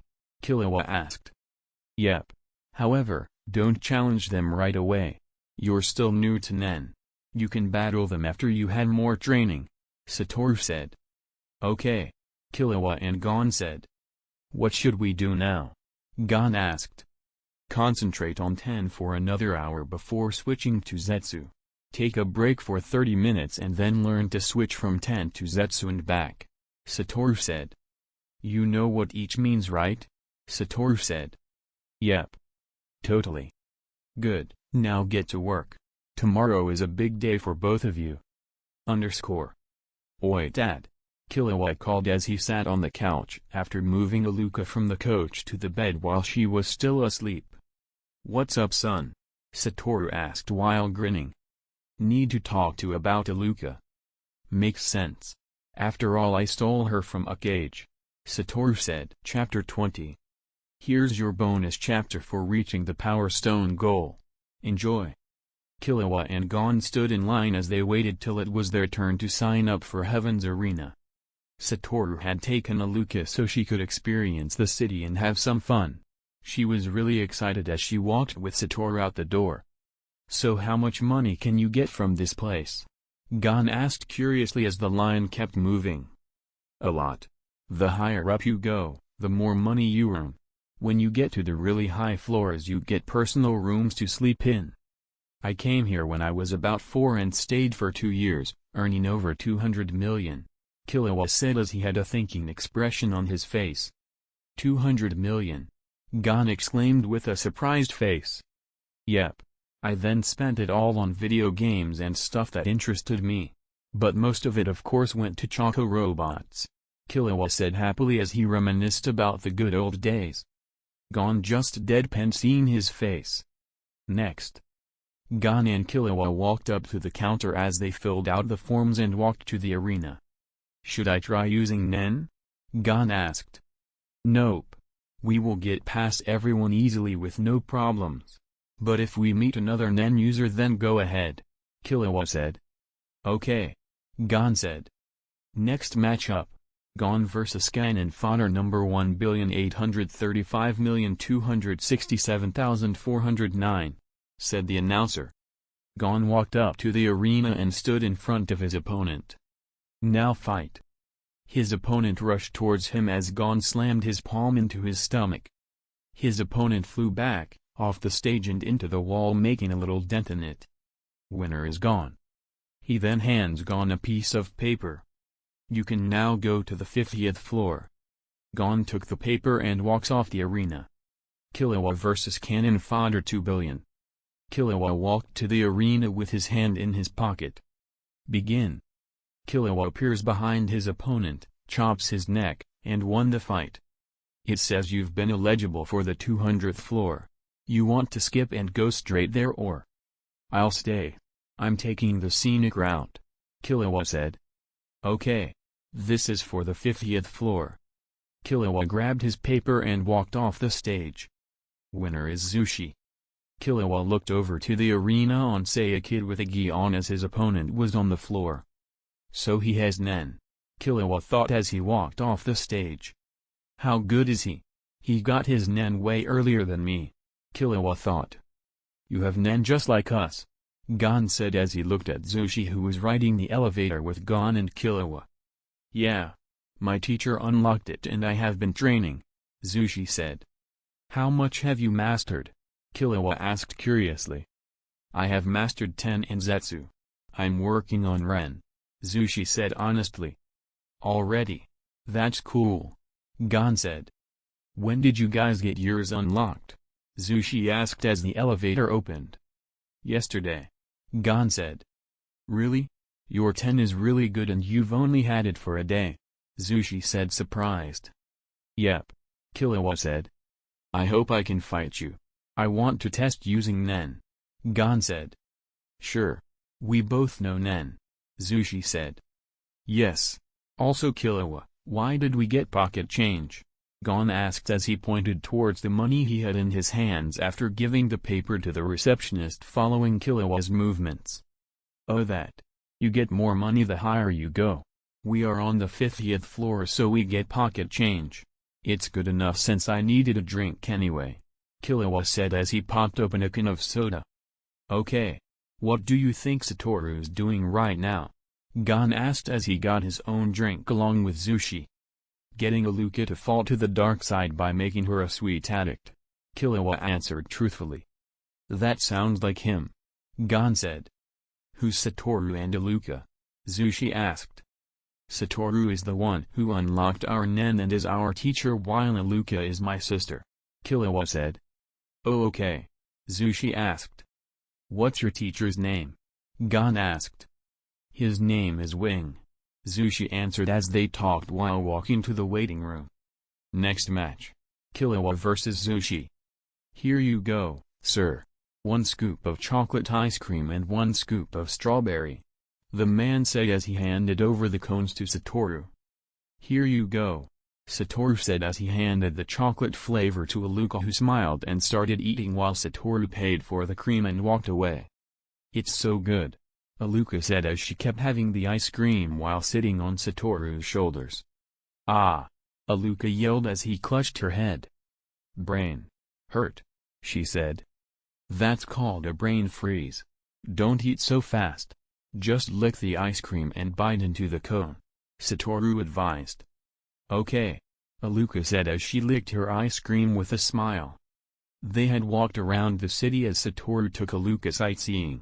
She was smiling the entire time as she was very excited.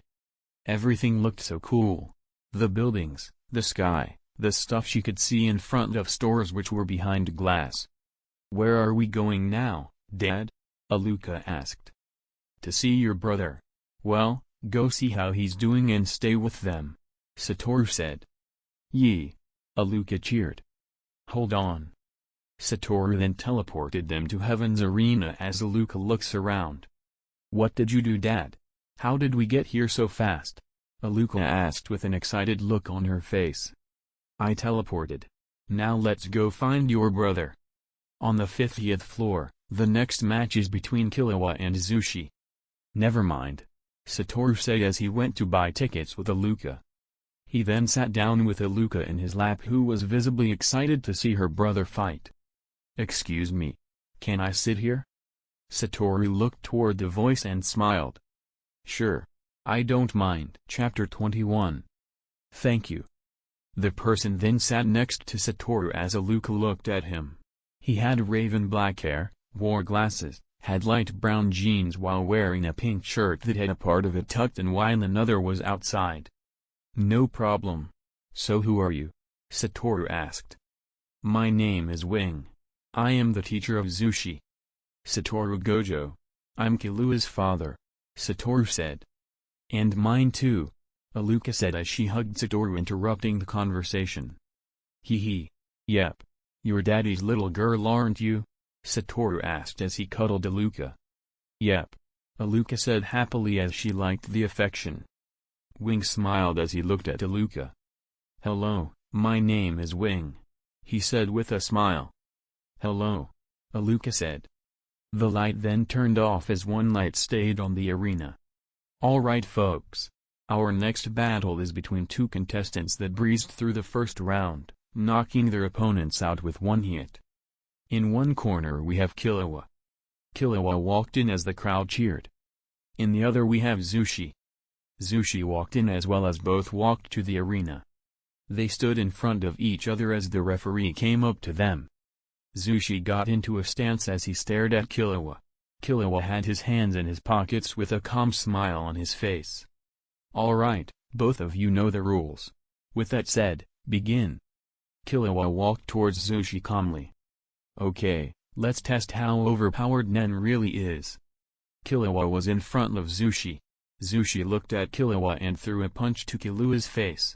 Killua dodged the punch and appeared behind Zushi. He chopped Zushi's neck hard as Zushi fell to the floor. Killua delivers a devastating chop to Zushi. Zushi is on the floor but he's getting up, folks. The match isn't over. Killua stared at Zushi. He didn't use 10 to get past Zushi's 10. Nen really is overpowered. Makes sense how my family could stay in the open so easily. Now let's try a killing blow and then I'll end this. Killua dodged Zushi's punches as he then took a step back. Leaning forward he appeared in front of Zushi. Bam! Landing a punch to Zushi's stomach, Zushi rocketed out of the arena and bounced on the ground before slamming into the wall. Zushi coughed as spit came out. He finally got up as the referee stopped counting down. He's really strong. If I didn't have Nen, I would have died. Zushi thought as the thought scared him. Taking a deep breath, he calmed down and walked back onto the arena. He knows 10, so he won't be affected by Ren. I don't have anything that I can use to beat him. For now I'll try to land at least one punch on him. He is strong, Killua thought as he looked at Zushi. But he hasn't trained much in hand-to-hand combat. He needs to work on that. Well, time to end this. Zushi stayed focused as he took a deep breath. Focusing on Killua he rushed towards him. Killua focused on him as Zushi sent a punch to Killua's head. Killua tilted his head to the side. Zushi saw this and sent another punch. Killua dodged it as he stepped back. Zushi kept up the pace as he kept trying to punch Killua. Killua kept dodging. He then blocked Zushi's punch. Zushi noticed and used a side kick with his right leg. Killua blocked it with his hand. Zushi then punched with his right hand as Killua caught the punch. He then spun around while Zushi followed, doing a full 360 turn. Killua then backhanded Zushi with his right hand. Zushi was pushed back but stood his ground. He looked towards Killua but he wasn't there. Bam!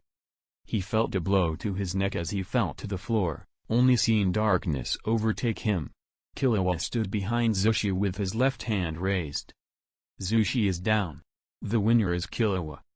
Your student is pretty good, Satoru said as Aluka was cheering when she watched her brother fight. You're right. I'll have to give him more training for hand-to-hand combat first. Though I'm quite proud that he decided to attack in that last exchange, Wing said as he smiled. Can we go see them now? Aluka asked. Yep, Satoru said as he grabbed Aluka and walked out the room. Big bro. You are so cool, Aluka yelled as she hugged Killua. Killua smiled and hugged her back. Of course I am. I'm your big bro. So what was your favorite part? Killua asked. When you punched him out of the ring, Aluka said happily. So how was the fight? Satoru asked. Good. That kid has a lot of potential, Killua said. Hey Satoru, Zushi said that he had a teacher named Wing. Was he in the arena? Gon asked. Yep. He was actually sitting right next to me. Speaking of which, Satoru said as she looked to his left. Killua and Gon looked in his Satorus to see Wing and Zushi walk towards them. Hey Zushi! Gon called out. He waved towards Zushi and Zushi waved back. Hello. My name is Wing. I am Zushi's teacher, Wing said as he looked at Killua and Gon. OSU. Killua and Gon said. My name is Killua. My name is Gon. So Wing, what did you want to talk about? Satoru asked. I was wondering if I could have Zushi train with them. Plus having some spars will help with hand-to-hand combat. Having other opponents will be nice, Wing said. That's fine, Satoru said. Though he will need a lot of work. I'm ready, Zushi said as he looked at Satoru. That's good. But you'll have to wait, Satoru said. Eh? Zushi said. Yeah. I don't think we will be training until me and Gon reach the 200th floor, Killua said. Yep. After that, we will. It will be fun, Gon said excitedly. I'll have another person to play with, Aluka said happily. Yep. But you two need to go. Once you finish, text me. I'll tell you where we are. You can meet us there, Satoru said. Okay. Chapter 22. Oi.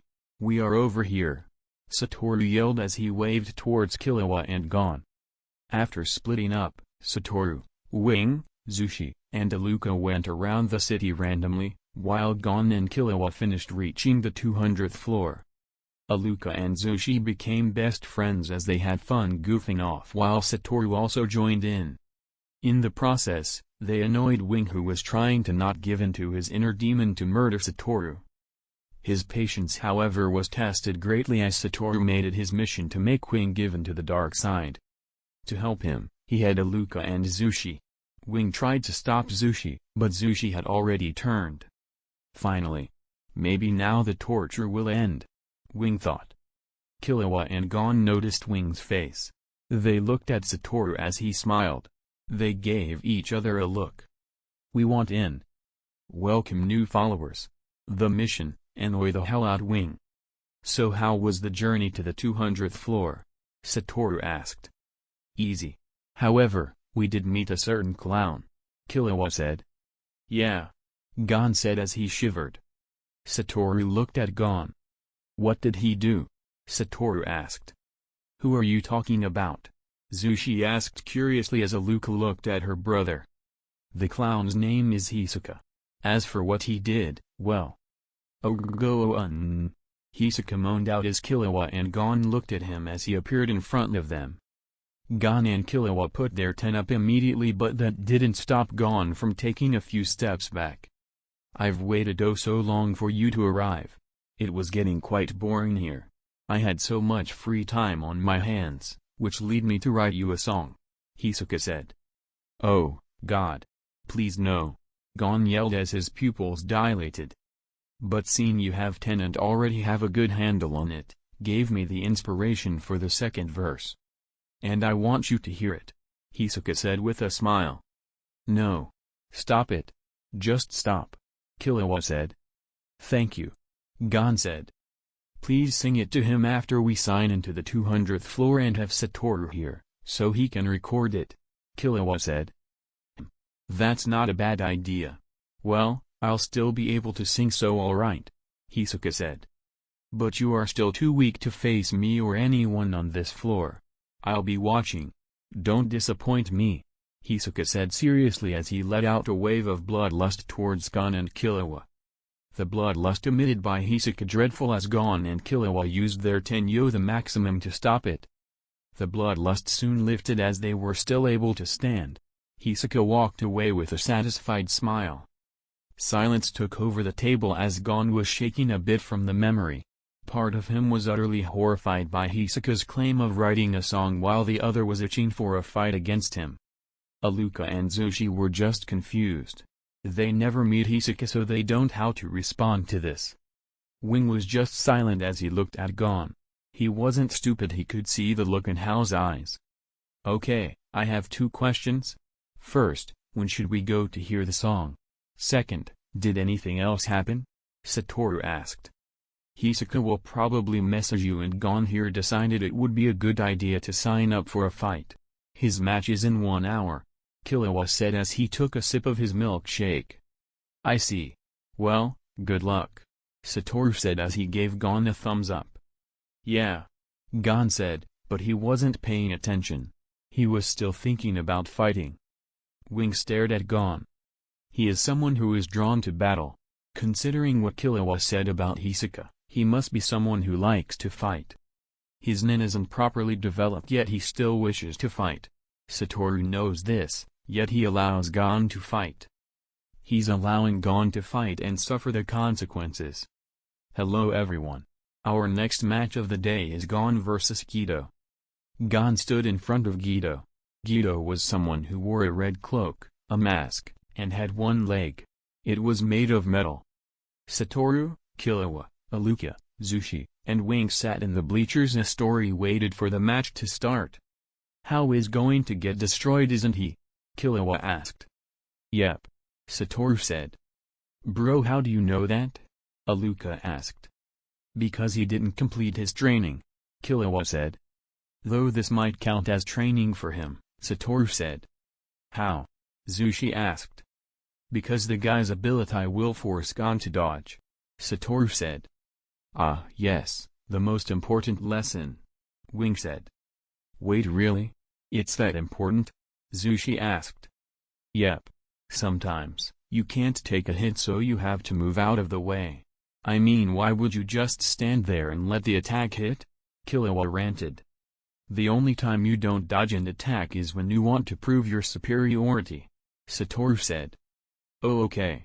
Aluka and Zushi said, understanding the lesson. I can't dodge, Gon thought as he looked at the tops spinning around him. They can come at me in all directions and I don't know where they can come from. That and they can bounce off each other to change direction. Bam! Gon got pushed back as the tops spun all around him. Well, I can't get close to him. I'll probably lose, so let's try dodging, Gon thought. Going into Zetsu, Gon looked at the tops that came his way and started to dodge. Yes, it's working. I can't keep this up, but maybe I can win. Bam! Gon then stared at the top coming from his right side. I just had to jinx myself, didn't I? Bam! Gon yelled in pain as his right arm was broken. Bam! Soon after, another top slammed into his stomach. Gon spat out some blood as he fell to the floor unconscious. Chapter 23. Gon woke up as he stared at the ceiling. Rubbing his eyes, he sat up straight as he looked at the sunlight that shone in his room from the open window. His eyes widened as he remembered what happened yesterday at the match. So have you learned your lesson? Gon recognized the voice. He jumped in the bed as he stiffly turned his head to look at Killua, who was sitting right in front of his face. He had a blank expression as he looked at Gon. His blue cat-like eyes stared into Gon's soul. Yes, yes, yes, yes, yes, Gon said rapidly. He remembered what happened yesterday vividly, especially the part where he got his ads kicked.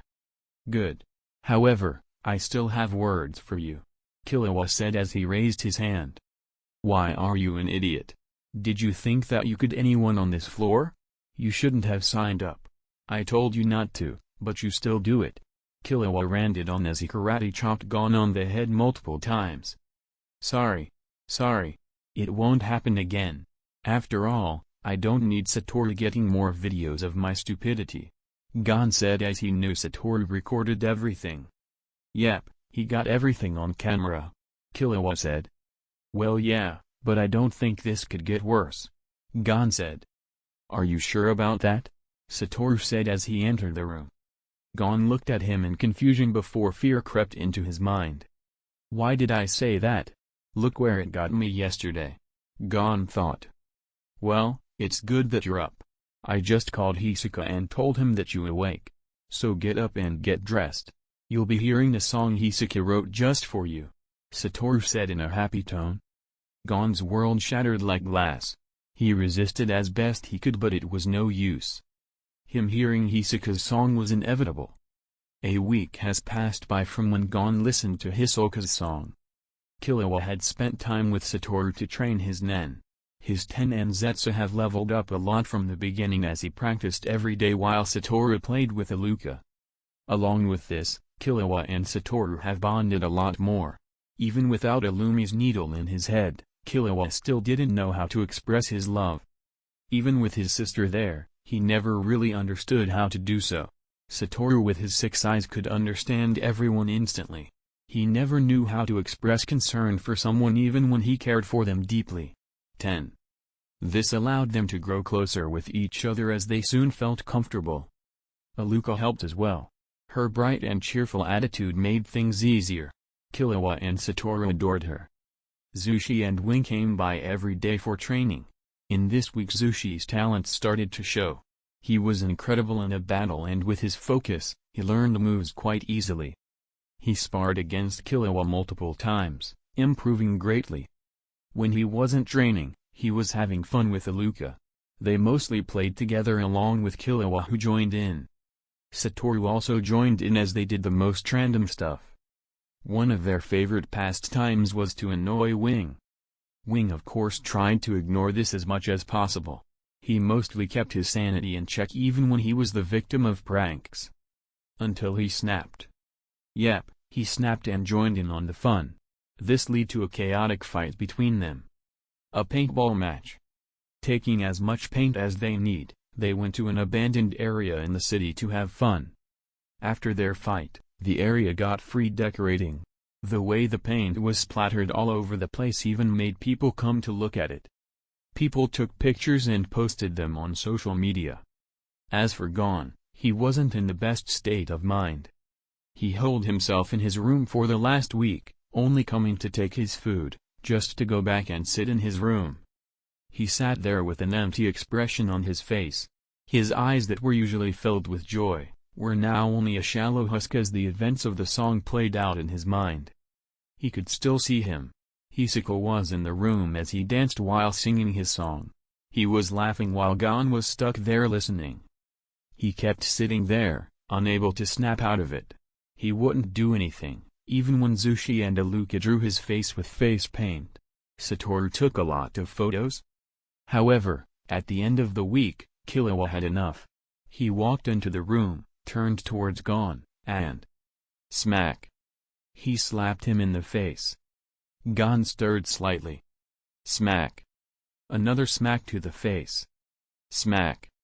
A third smack to the face. Gon woke up as he looked at Killua. Smack! The fourth smack to the face. Such a beautiful work of art. Ow! Why did you do that? Gon asked as he massaged his left cheek while his right one burned. Because you were sitting here in this room for the past week. It was getting annoying. Now come on, we made some apple pie. You want some or not? Don't you dare touch my pie. Gon said seriously. Then hurry up.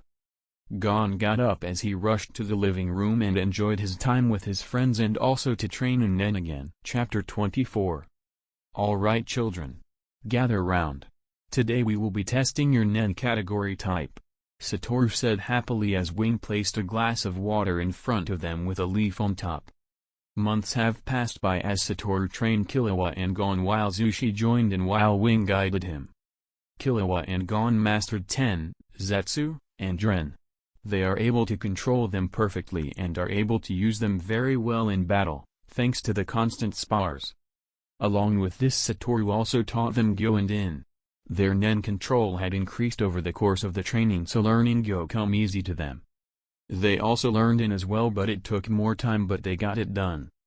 Zushi was able to use Ten, Zetsu, and Ren quite well, however, he wasn't on the level of Gon and Killua just yet. He also learned Gyo but has yet to learn In.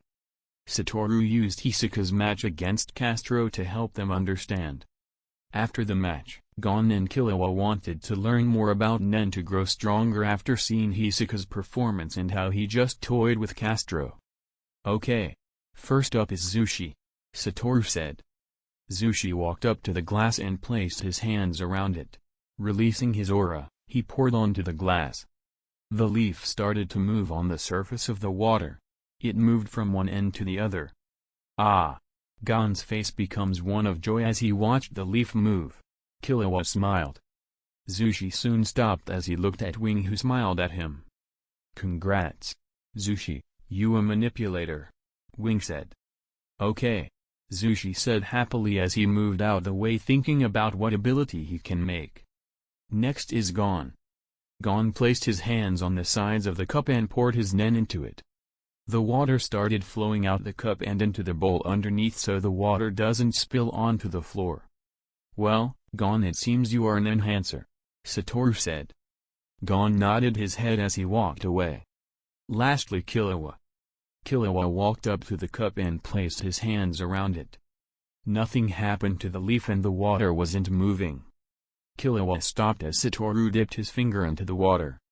It's pretty sweet. You are a transmuter, Satoru said to Killua. Nice, Killua said as he tasted the water. Clap clap. Okay, pay attention class. Now to improve your Hatsu, you need to practice using water divination. We will check your progress after some time, Satoru said. Okay. Gon said. "Hey, Dad," Aluka asked from the coach. "Yes, sweetie," Satoru asked. "Can you tell me something you did as a kid? Like what did you do?" Aluka asked. "Yeah," Zushi yelled as she looked at Satoru. "That sounds fun," Gon said. "Go on, Dad, tell us something," Killua persuaded. "Even I'm intrigued," Wing said as he looked at Satoru. "Okay then. Take a seat," Satoru said as he grabbed a chair. Everyone else sat down. "Okay, so basically this happened in high school. I had a teacher in high school as you do, and his kid went to the same school. My teacher's name was Mr. McNamara and his son was Jake McNamara. I was 18 while he was 16. So I was his senior as he was 2 years behind me. Mr. McNamara was an asshole. One weekend he and his wife decided to skip town and go on vacation, which you should never do if you are an asshole." Killua, rolling on the floor a laughing emoji, rolling on the floor a laughing emoji, rolling on the floor a laughing emoji. "And Jake McNamara decided to throw a party at the teacher's house. Horai, smiley face emoji, a-okay hand emoji. And everyone around town heard about it and collectively thought, let's go over there and destroy the place. Smiley face emoji. Wing, oh my god. Zushi and Gon, did you really? Aluka, what next, Dad? I walked into this party, everyone who ever met was there and everyone was drinking like it was the end of the world. People were drinking like it was the Civil War and the doctors were coming to saw our legs off." Killua, rolling on the floor a laughing emoji, rolling on the floor a laughing emoji, rolling on the floor a laughing emoji. Gon, Zushi, Aluka, smiley face emoji, smiley face emoji. Wing, neutral face emoji, neutral face emoji, neutral face emoji. It was totally unsupervised. We were like dogs without horses. We were running wild. Killua, OMFG, rolling on the floor a laughing emoji, rolling on the floor a laughing emoji, rolling on the floor a laughing emoji. I walked down to the basement. They had a pool table in the basement. One dude took a running start, threw his body onto the pool table, and broke it in half. Another kid found out which room was Mr. McNamara's, went upstairs, and took a shit on his computer. Zushi, ha ha ha ha ha ha. Killua, smiley face emoji, smiley face emoji, smiley face emoji. Gon, what happened next? Aluka, giggling. Wing, smiley face emoji, smiley face emoji, smiley face emoji. So the party was going great, smiley face emoji, a-okay hand emoji. I was standing in the basement, holding a red cup like in movies. I was starting to black out. I think someone said something police. And in a brilliant moment of word association, I yelled fuck the police. Killua, hell yeah, rolling on the floor a laughing emoji. Gon, ha ha ha ha ha ha ah. Fuck DA police. Wing, I knew this was coming and it's hilarious, smiley face emoji, smiley face emoji. And everyone else joined in. 100 drunk children yelling. Fuck the police, smiley face emoji. With the confidence of guys who have already been to jail and aren't afraid of it anymore. You know the I serve that nickel, you come and take me. Confidence. But drunk children. Killua, I can't breathe. This is too much. The reason someone had said something police was because the police were there. So the police officer walked down the stairs, got to the bottom of the basement, and looked out over the sea of drunk children. Yelling fuck the police in his face. Aluka and Zushi, on the floor laughing. And he was almost impressed. He was like whoa, and then leaned into his walkie-talkie and went get the paddy wagon.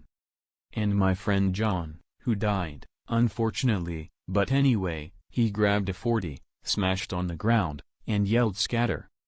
Wing, this is just pure chaos now, rolling on the floor a laughing emoji, rolling on the floor a laughing emoji. Gon, this is so funny, smiley face emoji. And everyone ran in different directions. We all ran in different directions. Think of a bunch of mice running away. That was us. I ran into the laundry room, jumped onto the washing machine, climbed through a small window, ran through the backyard to the big fence, and thought I never climbed a fence this high before. And then I woke up at home, smiley face emoji. Killua, dying from laughter. Wing, is just done. He grabbed a cup and started to drink.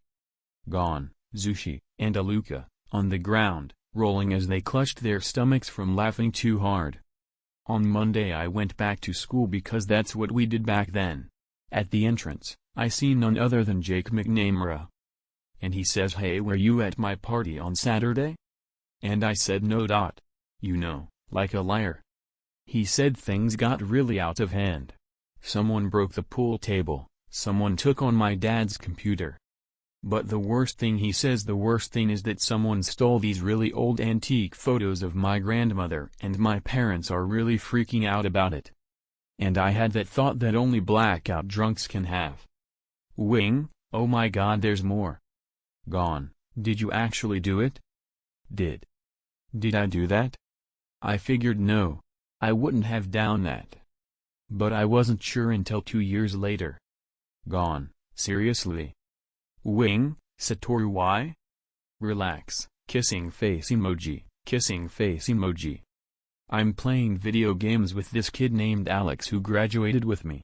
We were playing video games for a moment before he says, "Hey, come here, I want to show you something." And he takes me into his bedroom. He then takes into a side room next to his bedroom. Never a good thing to have. He shows me a tiny room, that is covered wall to wall, in stolen antique photos, from different people's parties over the years. Wing, Killua, that escalated quickly. And I said, why? Why do you do this? And Alex says because it's the one thing you can't replace. Killua, Gon, Zushi and Aluka, rolling on the floor a laughing emoji, rolling on the floor a laughing emoji, rolling on the floor a laughing emoji, rolling on the floor a laughing emoji.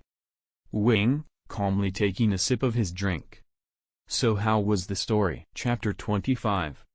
A few days had passed as Gon sat in the waiting room. His match with Hisoka was about to start. Alright, everyone. It's time for the match you've been waiting for. Hearing the announcer, Gon stood up and made his way to the entrance. He walked through the halls and soon entered the stage. The crowd cheered as they watched him walk into the room. On the opposite side, we see Hisoka walk in as well. The crowd cheered in delight.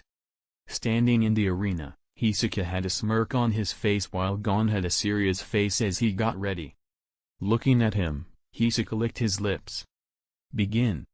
Tensing his muscles, Gon sped towards Hisoka at a fast pace, appearing in front of him with his fist pulled back. Hisoka's eyes widened in delight as Gon's fist slammed right into his face. Bam! Hisoka skidded back a couple of feet. He soon stopped as he came to an upright position. He stared at Gon with an expression of pure joy. Gon looked at his fist and the feeling of it slamming in Hisoka's face. They both had the same thought. I am so going to enjoy this. Gon rushed towards Hisoka. Hisoka did the same. Hisoka was faster as he swung his fist from below, aiming his fist at Gon's chin. Seeing the attack coming, Gon tilted his body to the left to avoid the punch.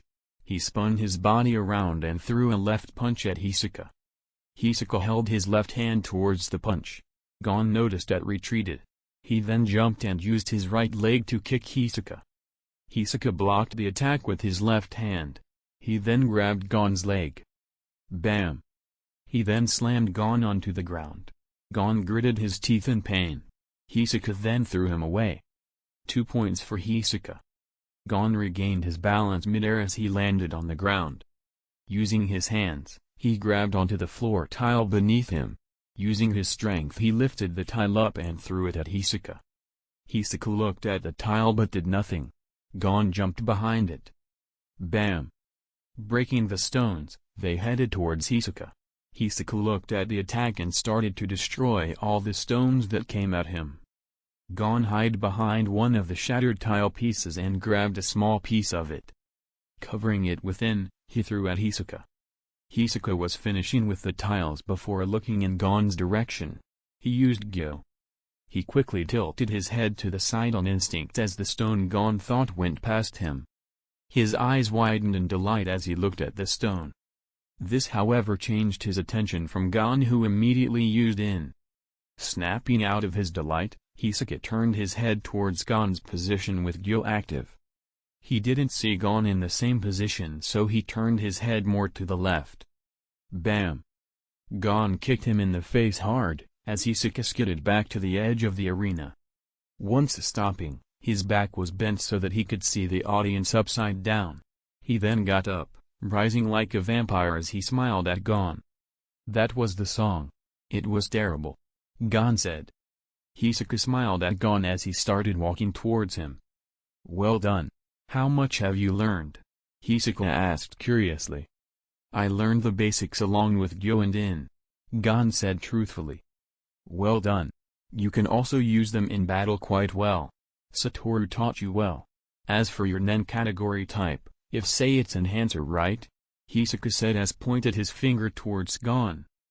Gon widened his eyes as he looked at Hisaka's bungee on his cheek. Damn, that's fast. I couldn't dodge it, Gon thought. Meanwhile, in the stands, Satoru, Killua, Aluka, Zushi, and Wing were eating snacks as they watched the fight. Hisaka's is going to beat his ass hard, Satoru said. Yep, Killua said as he took a sip of his soda. Well then let's see what you do now, Hisaka said as he pulled Gon towards him. Gon grits his teeth as he flew towards Hisaka. Hisaka took his right fist and smashed it into Gon's face.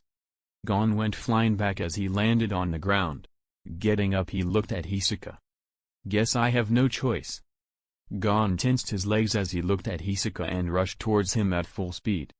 Hisaka watched come towards him with glee. The face Gon had made him feel pure bliss.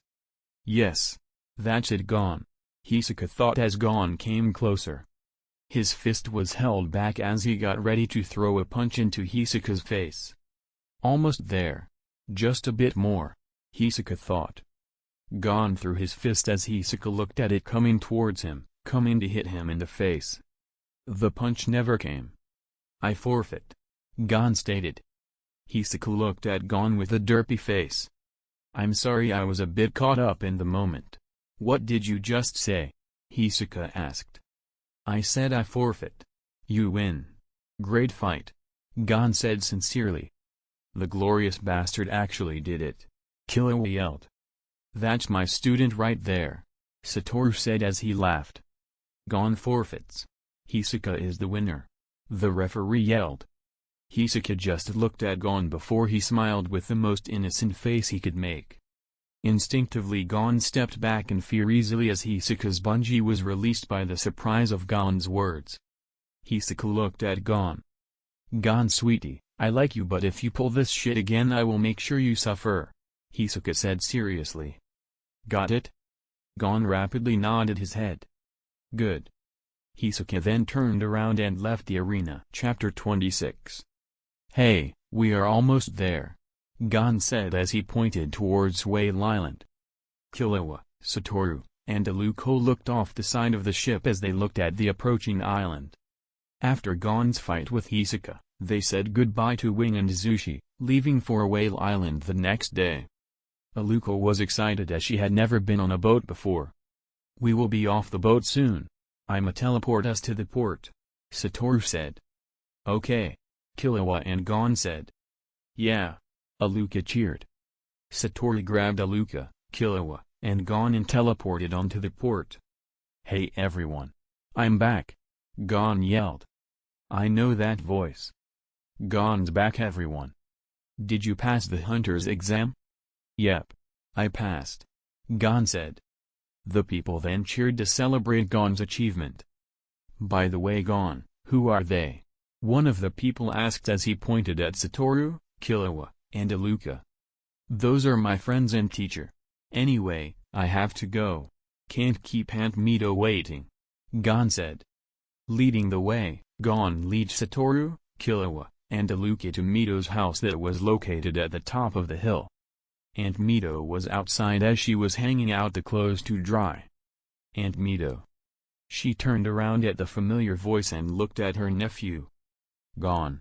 You came back, she said as she went to hug him. Gon hugged her back. Did you pass the hunter's exam? Yep. That's great. So who are they? She asked as she looked at Satoru, Killua, and Iluka. The tall one with the blindfold is Satoru, Killua is the one who looks my age and Iluka is the cute one who's sitting on Satoru's shoulders. Gon said. Hello. Satoru, Killua, and Iluka said simultaneously. Hello. Just me asking, but are you their father? Mito asked as she looked at Satoru. By blood. No. I adopted them. Satoru said. Yep. He's my dad. Iluka said. We met him during the hunter's exam. But Iluka is my sister by blood. Killua said. I see. Well, why don't you come in and tell me all about it? Mito said. Okay. Wait, that really happened? Mito asked in between shaking breaths as she laughed too hard. Yep. Satoru said while grinning. I still have the photos? No more. My soul can't take any more of this, Gon said tiredly. Same. You just had to bring that up, Killua said. Of course I did. It's funny, Satoru said. I didn't expect some of that, Mito said as she regained her control. Well, since you're back, Gon, place all your dirty clothes so I can wash them. That goes for you too as well, Mito said as she looked at Killua and Iluka. Okay. Gon said. He walked away from Aunt Mito and signaled Killua to follow him. Killua grabbed Iluka's hand and followed Gon. After you do so, you can go and explore the forest. I'll come to pick you guys up when it's time for dinner, Satoru said. Okay. Gon said. Bye Dad, Iluka said as Killua carried her out of the house and followed Gon. They grow up so fast, Satoru said as he wiped away an imaginary tear. You really do care for them like a father, Mito said as she looked at Satoru. What's that supposed to mean? Satoru asked. Did Gon tell you why he became a hunter? Mito asked. Yep. Is this about his dad leaving him here? Why does that have to do with me? Satoru asked. I just didn't think that Gon would have someone to look up to like a father, Mito said to Satoru. I'm flattered, but I doubt Gon sees like that. As for Killua and Iluka, it actually just started as a joke between me and Killua. Never changed after that. Iluka soon joined in as well. Now it just feels wrong to see it any other way, Satoru said. Yep. I wish Gon could have that. You can and still can, but wishes don't always come true. He is strong, besides I'll help him when he needs it, Satoru said, trying to stop this conversation to go on. With that said though, let's make a surprise for them with lots of food, Satoru said happily. You know how to cook? Of course I do. If not we would be eating take-put every day, Satoru said. Alright then. What should we make? Let's just make whatever we want and we will eat that for dinner. Just needs to be healthy and delicious, Satoru said. Alright. Great. Let's get started. Chapter 27. Stepping off the boat, Satoru, Killua, Gon, and Iluka went and looked at the tall buildings they could see in York New City. Can't believe we are already here, Gon said. Wonder how Leorio and Kurapika have been? When will we get to see them? Gon asked. They will arrive here soon. We just have to wait, Satoru said. Well, since we are here, I'm going to go check out the market, Killua said. I'll go with Killua, Gon said. Me too, Iluka said. Okay. I'll go and find a place to stay for all of us. I'll text you the location after I buy it, Satoru said. Okay. Have fun, you guys, Satoru said as he walked away. Wow, Iluka said as her eyes widened at the sight of the market. This place is huge, Gon said as Study looked around. After making a detour to the library to learn about Greed Island from the message Jing left for Gon, Killua, Iluka and Gon headed to the market as planned. Satoru already knew about the game but Killua and Gon told him about it anyway. Don't get lost, For now, we should look for a store to get you a phone, Killua said as he looked at Gon. Okay. Brother can but something as well? Aluka asked. Yep. Just make sure you don't break afterward. Okay. Let's go get Gon's phone first, Killua said. Walking to the phone shop, they looked at the different phones available. Killua made sure Aluka didn't touch anything as they may get scammed for it breaking. It's not that he doesn't trust his sister, it's just he doesn't want to pay money when he knows he can get back after he threatens the man later. But that would be too much work. Hey, what about this one? Gon asked as he pointed at a large phone. That's a good choice, Gon. Recognizing the voice, Gon turned to see Leorio standing behind him. Leorio. Gon said. Yo. It's been a while, old man. How's being old treating you? Killua asked. I'm a teenager. Get it right. Leorio said with a tick mark on his forehead. Hello. You are that guy who ran away to get on the blimp? Aluka said as she pointed at him. Ha ha ha, yep. Leorio said nervously as he rubbed the back of his head. Killua and Gon snickered. After buying Gon a phone and Aluka getting something she wanted, which was a plushie, they walked away from the market and sat at a restaurant for food. Greed Island. Leorio repeated as he ate a fry. Yep. It's being auctioned. The problem is that we don't have enough money to buy it, Killua said as he wiped some of the creams that were on Aluak's face after she took a bite of her grape. Makes sense. Leorio said. Oh yeah. Leorio, can you use Nen? Gon asked. Yep. I mastered all the basics except for Hatsu. Haven't made mine yet and haven't started to learn the advanced techniques, Leorio said. Same. We still have some advanced techniques to learn. We haven't made our Hatsu yet either, Killua said. Makes sense. Guess I have to work harder, Leorio said. How are your studies going for being a doctor? Gon asked. Really good. Managed to get past many exams to get to this point, though it's hard to juggle training in Nen with learning about biology, Leorio said as he laid his on the table. I see. Hang in there and don't die, Killua said with a thumbs up. You can do it, Aluka said with a thumbs up as well. Yo everyone. It's been so long, Uvogin said as he looked at all the members who gathered here. It has been a while, Pokunoda said as she looked at everyone. Hey, Uvogin. Fought any strong people lately? Nobunaga asked as he looked at Uvogin with a grin. Not really. Most jobs were quite boring, Uvogin said before yawning just thinking about those jobs. Makes sense, Shanark said. It's nice to know that all of you have been doing well. They all turned towards the shadow where they saw their leader looking at them from the stone he was sitting on. Boss. It's been way too long. So what are we doing this time? Uvogin asked excitedly. Don't worry, I'll be telling you shortly. Let's just wait for everyone to show up. Everyone's here except Hisoka though, Finks said. He likes a good show. He'll come here but he'll be fashionably late, Maki said with an indifferent tone.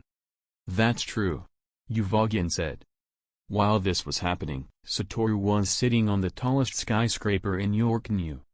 He took his mask off and wore sunglasses. He looked at the bustling city below him while drinking a can of Coca-Cola. Chapter 28. Kurapika sat on the couch as he listened to his co-workers talk about the job they have been given.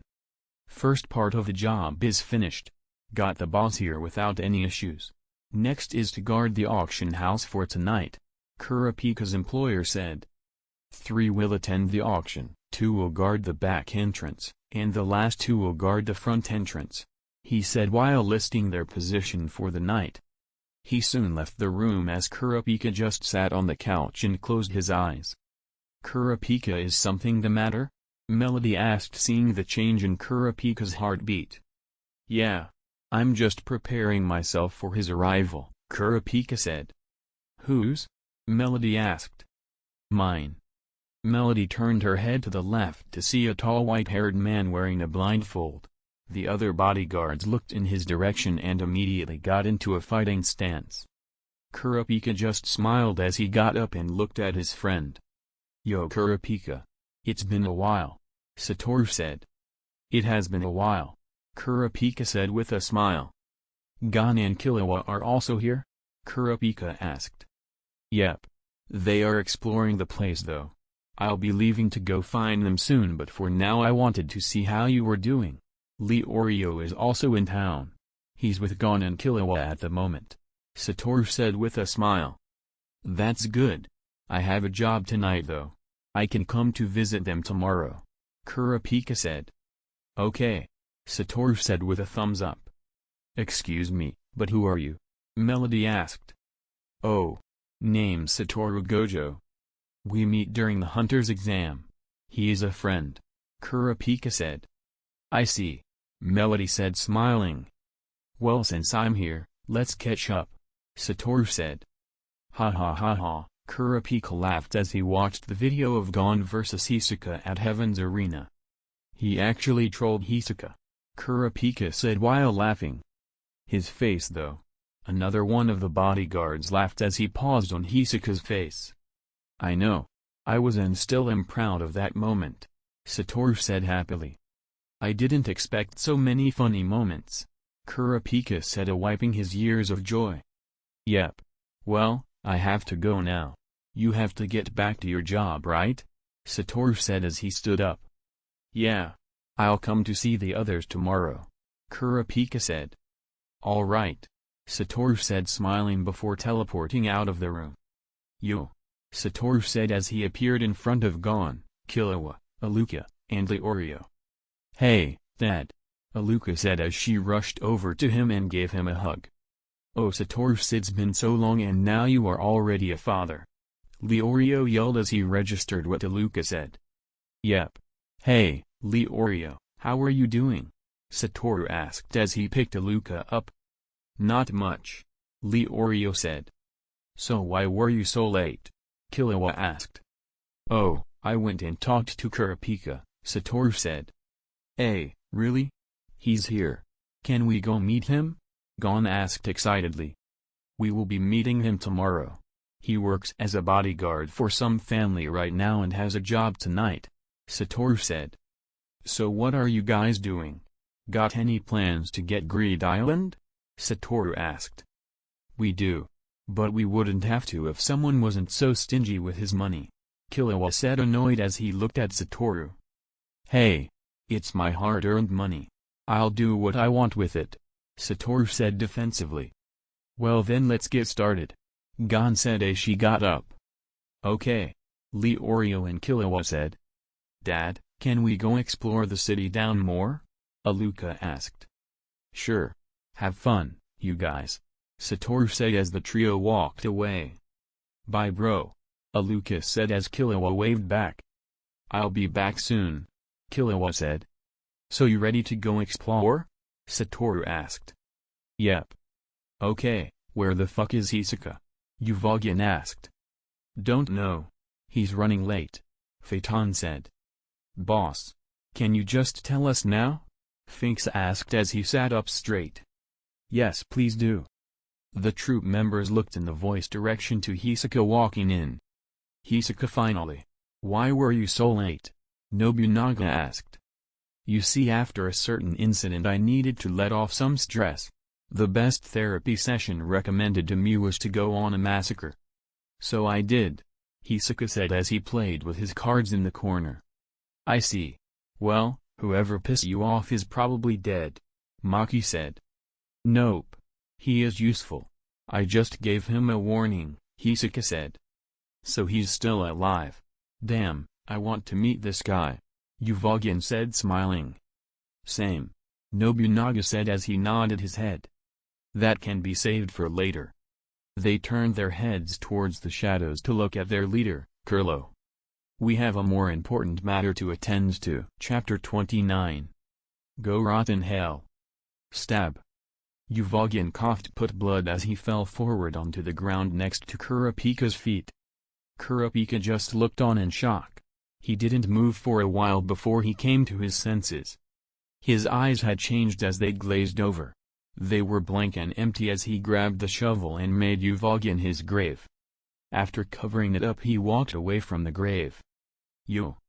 He looked up with his eyes still dull to Satoru standing in front of him. There was only silence as Kurapika looked at him. You knew about this from the start, didn't you? Kurapika asked.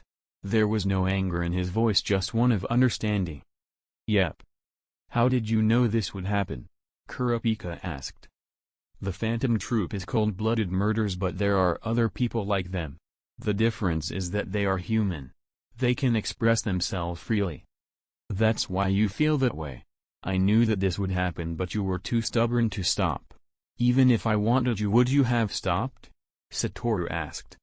No. Not in the slightest. Not even now. I will still do what set out to do in the first place. Kurapika said. I know. Just remember to come tomorrow. I'll send you the time all when since I know your schedule, Satoru said. Okay. Kurapika said. Oh Satoru. Thank you. Kurapika said. Alright, guys. Make sure to stay as natural as possible. Killua said as he looked at the Oreo and gone. Stop with the faces. Killua said seriously. Bro, can I have this? Aluka asked as she pointed to an ice cream picture in the menu of the restaurant. Of course. Killua said as he called the waiter and ordered it along with one for himself. Yesterday's plan to get money was useful but was slow. They went with a different approach and decided to go after the Phantom Troop. Maki and Nobunaga were outside sitting at a table for the coffee shop next to them. Where is Satoru, by the way? Leorio asked. He'll be here soon, Killua said. So should we just order food and wait? Gon asked. Yep. Leorio and Killua said. So you think the chain user will arrive soon? Nobunaga asked. Don't know. Maybe he will or he won't. We just have to wait, Maki said as she took a sip of her coffee. I didn't expect to see you here. Both of them turned to their right and left respectively to see a white-haired man wearing a blindfold sitting on a chair at their table. Nobunaga had his guard up and reached for his sword ready to attack. Phaeton revisited the urge to go there from his hiding spot. Maki on the other hand just sighed, which Nobunaga noticed as she looked at the white-haired man. Was it really necessary to use this trick against Satoru? Maki asked. Yes. Your friend over here had a great reaction. Just like yours the first time, Satoru said. Maki stared at him annoyed. Nobunaga just looked on in shock before he closed his mouth and looked at Satoru. Okay, I'm lost. You two know each other? Where and how? Nobunaga asked. We meet at Heaven's Arena. When I had to meet with Hisuke to heal his arms after a match. He just popped into the room. Maki said, annoyed by just talking about the incident. Yep, and I have the video. Satoru said. Let me see it. Nobunaga said immediately. Nobunaga, if see the video I'll kill you. Macho said seriously. It's worth it. Nobunaga said. Well, I can't show you the video, but I can tell you what happens. Satoru said. Yes, please. Do tell. Nobunaga said as he gave Satoru his full attention. Hey, kids, want to see a dead body? Satoru said as he teleported into Hisuke's room. Reacting immediately, Maki used her nen threads to capture Satoru. That wouldn't be fun. Unless the dead body was someone powerful. Hisuke responded normally. True. Also, who's your friend? Satoru asked as he looked at Maki. Her name is Maki. I called her here to repair my severed arms. I see. Satoru said as he pushed the nen threads away and then sat on a chair. Okay, who are you? Maki asked. Name Satoru Gojo. Sup? Satoru said. Maki could tell instinctively that she just wanted to punch Satoru in the face from his personality right now. Well, either way, what you about see isn't free, so you'll have to pay up. Maki said. That's fine. Just start doing your thing. Satoru said impatiently while Hisuke smirked. Maki sighed in annoyance as she healed Hisuke's arms. That's really cool. Satoru said. Yep. Hisuke said. Well, whatever, you both owe me money. So pay up. Maki said. I'll send it to your account as usual. Hisoka said. I don't know how much I need to give you and I'll do the same as him. Satoru said. Of course, he did as promised and sent the money. He spammed her with money, giving her the money in parts. Like if someone owed you $10 but paid by using nickels and gave you 1 nickel every minute. She never forgot it and held a grudge. Nobunaga laughed as he held his stomach while Maki had tick marks in her head from remembering Satoru's actions. Oi Satoru, do you know any person who uses chains? Maki asked. Chains? Satoru asked confused. Yep. Chains. Nobunaga said. Nope. But why would that matter right now? Satoru asked. Nobunaga spoke up and looked at Satoru. Because one of our friends was killed by him. Chapter 30. I see. But why use chains? Satoru said after hearing Nobunaga's statement. Don't know. Chains aren't that useful as many people can break out chains with just raw strength. Maki said. Yet these chains were able to capture Uvogin the first time and hold him even if he was poisoned. Nobunaga said. So he was poisoned. So you are trying to lure him out because he is after the spiders. Satoru said. Yep. Nobunaga said. He wasn't surprised by Satoru knowing about the spiders because of their bounty posters. He must have a grudge on you for something that you did. Satoru said. Probably. But we don't what? Maki said. So do you know anyone who holds a grudge on us? Maki asked as he looked at Satoru. Nope. Satoru said. Maki looked at him to see if he was lying as Satoru looked at her. She didn't know if he was or not. Ring ring. Yellow.